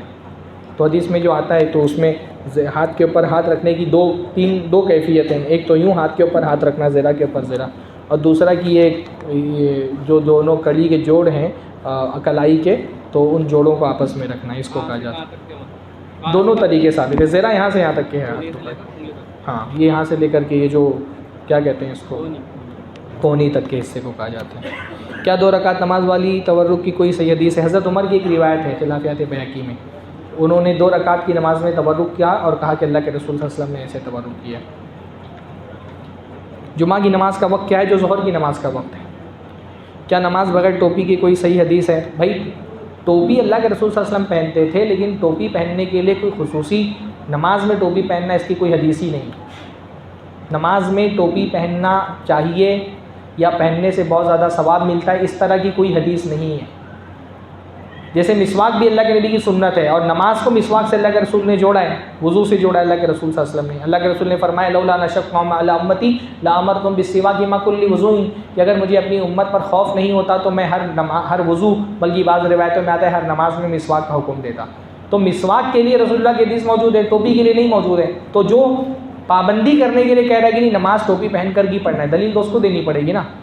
ہم تھوڑی دلیل دیں گے کہ بتاؤ بغیر ٹوپی کے لیے، جو کہہ رہا ہے ٹوپی پہننا ہے وہ دلیل دیں. ہم یہ کہتے ہیں کہ جتنا نماز میں، بلکہ اس کے برخلاف بعض صحابہ سے ملتا ہے کہ انہوں نے ٹوپی اتار کر کے نماز پڑھی ہے، کھلے سر نماز پڑھی ہے. تو بہرحال جو کہتا ہے نہیں پڑھنا چاہیے ٹوپی اتار کر کے، وہ جو ہے اس کو دلیل دینی پڑے گی، ہمارے ذمہ نہیں دلیل. یہ بھی سوالات ہے.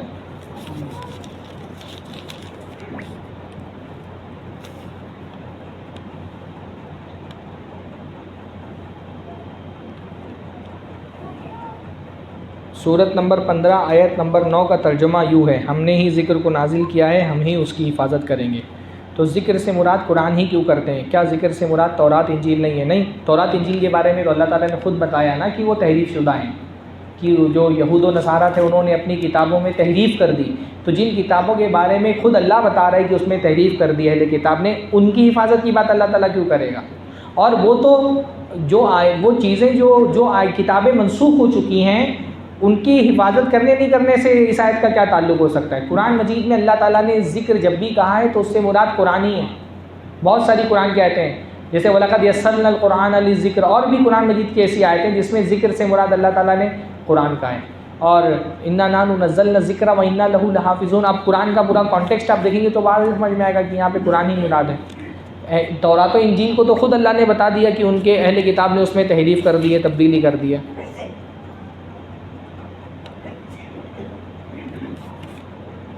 قرآن مجید میں جب لفظ تورات آتا ہے تو ترجمہ تورات ہی کیوں کرتے ہیں؟ کیا تورات کے معنی نہیں ہوتے؟ اگر ہوتے ہیں تو کیوں؟ بھائی ایک اصول ہے عربی کا، الاسماء والالقاب لا یترجم، ناموں کا اور لقبوں کا ترجمہ نہیں کیا جاتا. تورات ایک خاص کتاب کا نام ہے، تو جب نام آ گیا کسی چیز کا تو اس کا ترجمہ نہیں کیا جاتا. ورنہ آپ بولیں گے ابراہیم کا ترجمہ ہمیشہ ابراہیم ہی کیوں کرتے ہیں، نام کیوں نہیں؟ موسیٰ کو ہمیشہ موسیٰ کیوں بولتے ہیں، عیسیٰ کو ہمیشہ عیسیٰ کیوں بولتے ہیں، اس کا ترجمہ کیوں نہیں کرتے؟ بھائی جب ناموں کا ترجمہ نہیں ہوتا ہے. ہاں، تورات ایک کتاب کا نام ہے اور ناموں کا ترجمہ نہیں کیا جاتا.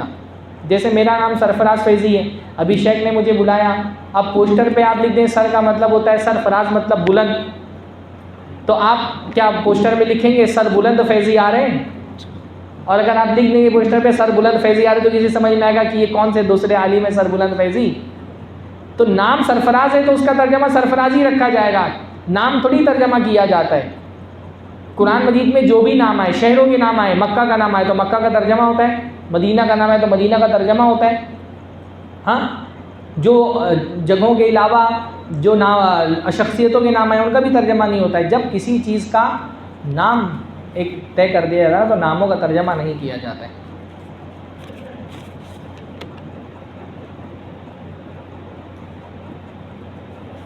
قرآن مجید میں بار بار بنی اسرائیل آیا ہے اور یہودی اور نصرانی آیا ہے.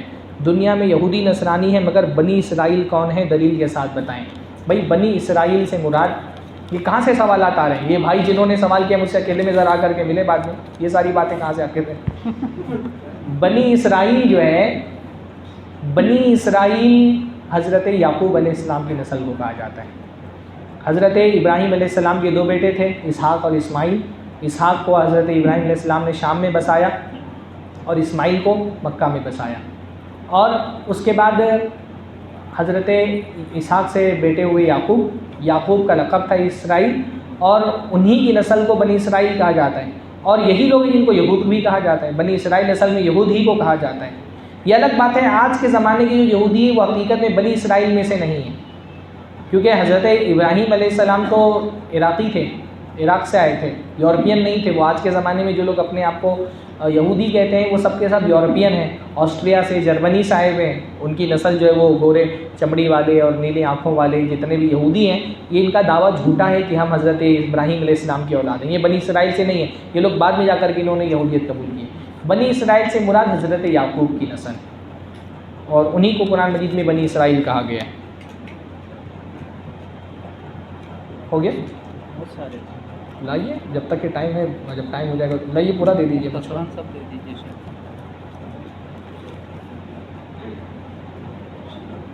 ایران کے بارے میں مختصر بتا دیں. بہت سارے لوگ جنگ میں ایران کی طرف سے اسٹیٹس لگا رہے ہیں. بھائی اسٹیٹس ہی کیوں لگا رہے ہیں؟ جا کر کے لڑو. اگر حق و باطل کی لڑائی ہے، جو لوگ یہ سمجھتے ہیں کہ اس وقت حق و باطل کی لڑائی ہو رہی ہے، تو آپ صرف فیس بک پہ بیٹھ کر کے مجاہد کیوں بنے ہوئے ہیں؟ زیارت کا ویزا لو اور جا کر کے لڑو.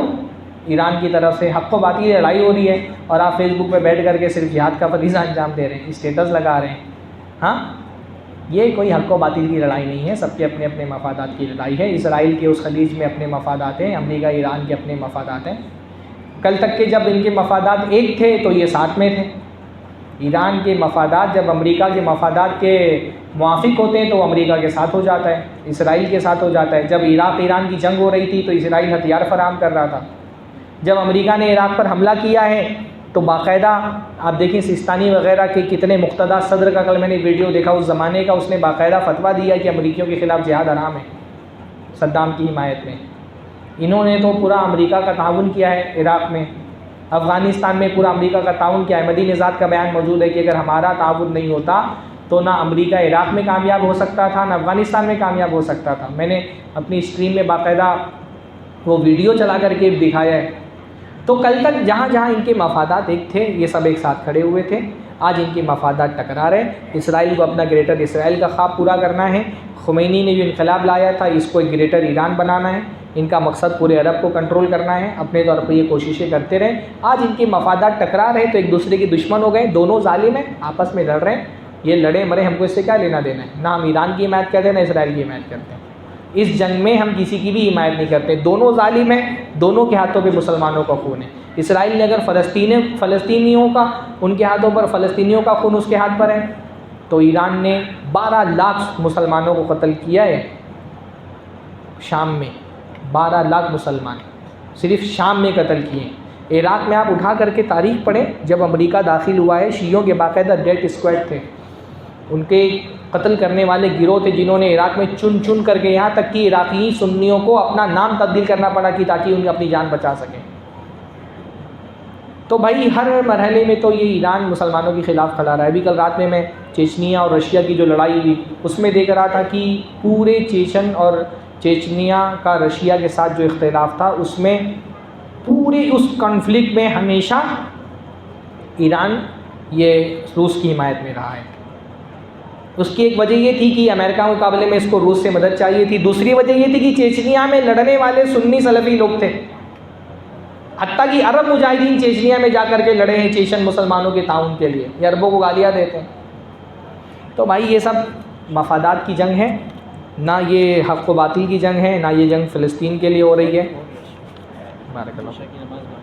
چلیے ہو گیا ٹائم نا. تجارت میں کمیشن لینا کیسا ہے؟ ایک طرفہ دو طرفہ؟ اجرت ہے، لے سکتے ہیں انشاءاللہ تعالیٰ. علم کلام سے کیا مراد ہے؟ حدیث سے کیسے تھے؟ لمبا ہو جو ہے. تھوڑا ٹائم اور دے دو، سوالات ہو جائیں گے 10-15 منٹ. جو ضروری سوال ہے اس کا جواب دے دیتا ہوں. فیملی پلاننگ کن حالات میں کرنا جائز ہے؟ بھائی فیملی پلاننگ بس یہ کہ عورت کو اگر ڈیلیوری اور حمل میں کوئی شدید نقصان کا اندیشہ ہو تو اتنی تاخیر کر سکتے ہیں جسمی مصلحت ہے کہ بھی بچہ دودھ پی رہا ہے، یا عورت کو بھی مان لیجیے کہ آپریشن ہوا ہے یا اس کی صحت ابھی ایسی نہیں ہے کہ وہ حمل کی تکلیفیں جھیل سکے، تو تھوڑے 2 سال 3 سال 4 سال کا گیپ کرنا شرعی طور پہ بس اس کی اجازت ہے، اور ختم نہیں کر سکتے۔ کیا کسی غیر مسلم کو کافر بول سکتے ہیں؟ غیر مسلم کو کافر ہی بولتے ہیں، کافر کا مطلب ہی ہوتا ہے اسلام قبول نہیں کرنے والا۔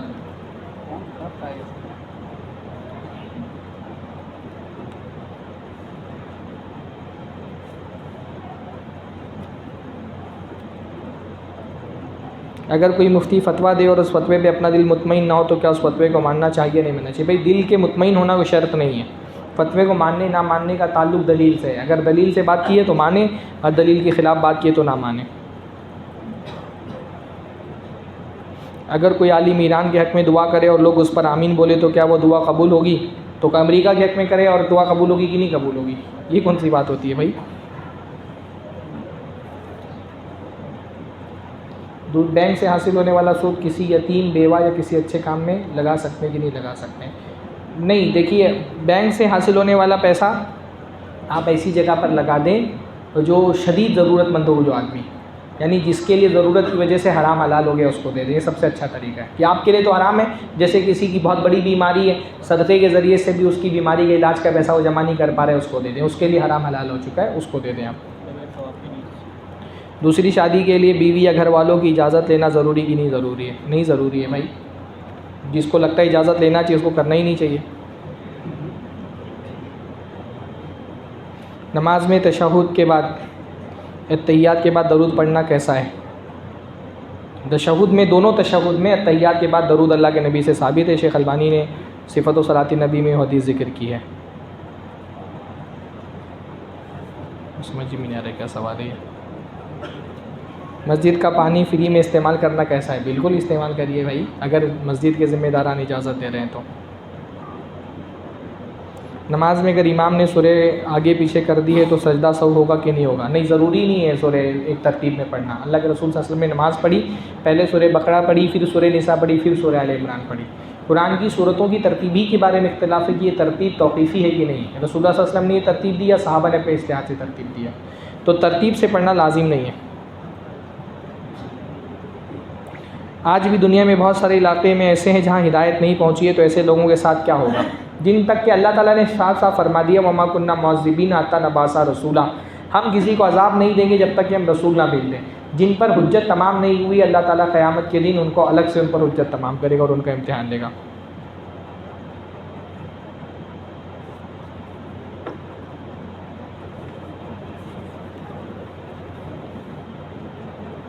شیخ بیوی حنفی ہو، صحیح دعوت دیتے وقت کس بات پر دھیان جائے تاکہ وہ حق کو مان لے؟ بھائی دعوت دیتے ہوئے دلیل پر دھیان دینا چاہیے، اور جبر کرنے کے بجائے نرمی سے بات کرنی چاہیے۔ اللہ تعالیٰ نے فرعون کے بارے میں کہا ہے کہ اس کے ساتھ نرمی سے بات کرو، تو بیوی تو فرعون نہیں ہوتی ہے، تو اس کے ساتھ اور نرمی کرنا چاہیے۔ میری بیوی کو بیماری ہے، کیا میں اسے چھوڑ سکتا ہوں؟ بھائی وہ اکیلے میں مل کر کے کسی سے سوال کریں، میں بول دوں چھوڑ سکتے ہیں آپ؟ صبر کریے، بیماری ہے تو اس کا علاج کرائیے، اللہ تعالیٰ سے دعا کریے کہ اللہ تعالیٰ شفا یاب کرے۔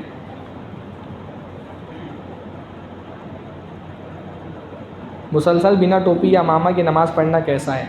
بھائی کوئی کہتا ہے کہ ضروری ہے تو اس کو دلیل دینی چاہیے۔ شریعت میں ٹوپی پابند نہیں کیا اللہ تعالیٰ نے، نہ مسلسل نہ ایک دم۔ ٹھیک ہے، کافی کچھ سوالات کا جواب میں نے اس لیے دیا کہ بہت مفصل جواب مطلب ہے۔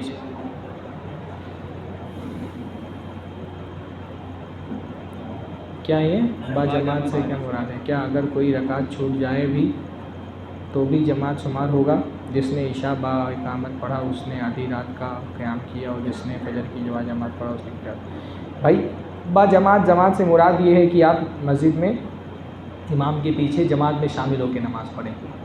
جتنا زیادہ آدمی جماعت میں شریک رہا اتنا اس کا ثواب ہوگا۔ اب ایک آدمی تکبیر تحریمہ سے ہی موجود تھا، سلام پھیرنے تک موجود رہا، اور ایک آدمی آخری رکعت میں شامل ہوا، دونوں کا ثواب برابر تو نہیں ہوگا۔ لیکن ایک آدمی آخری رکعت میں بھی نہیں پہنچا اور اکیلے آ کر کے نماز پڑھی، تو ظاہر سی بات ہے اس کی بنسبت وہ آدمی جو جماعت میں پہنچ گیا اس کو جماعت کا ثواب ملے گا انشاءاللہ تعالیٰ، پر ویسا تو نہیں ملے گا جو پہلی رکعت سے جو آدمی پڑھ رہا تھا اس کو ملا ہے۔ بارک اللہ فیکم۔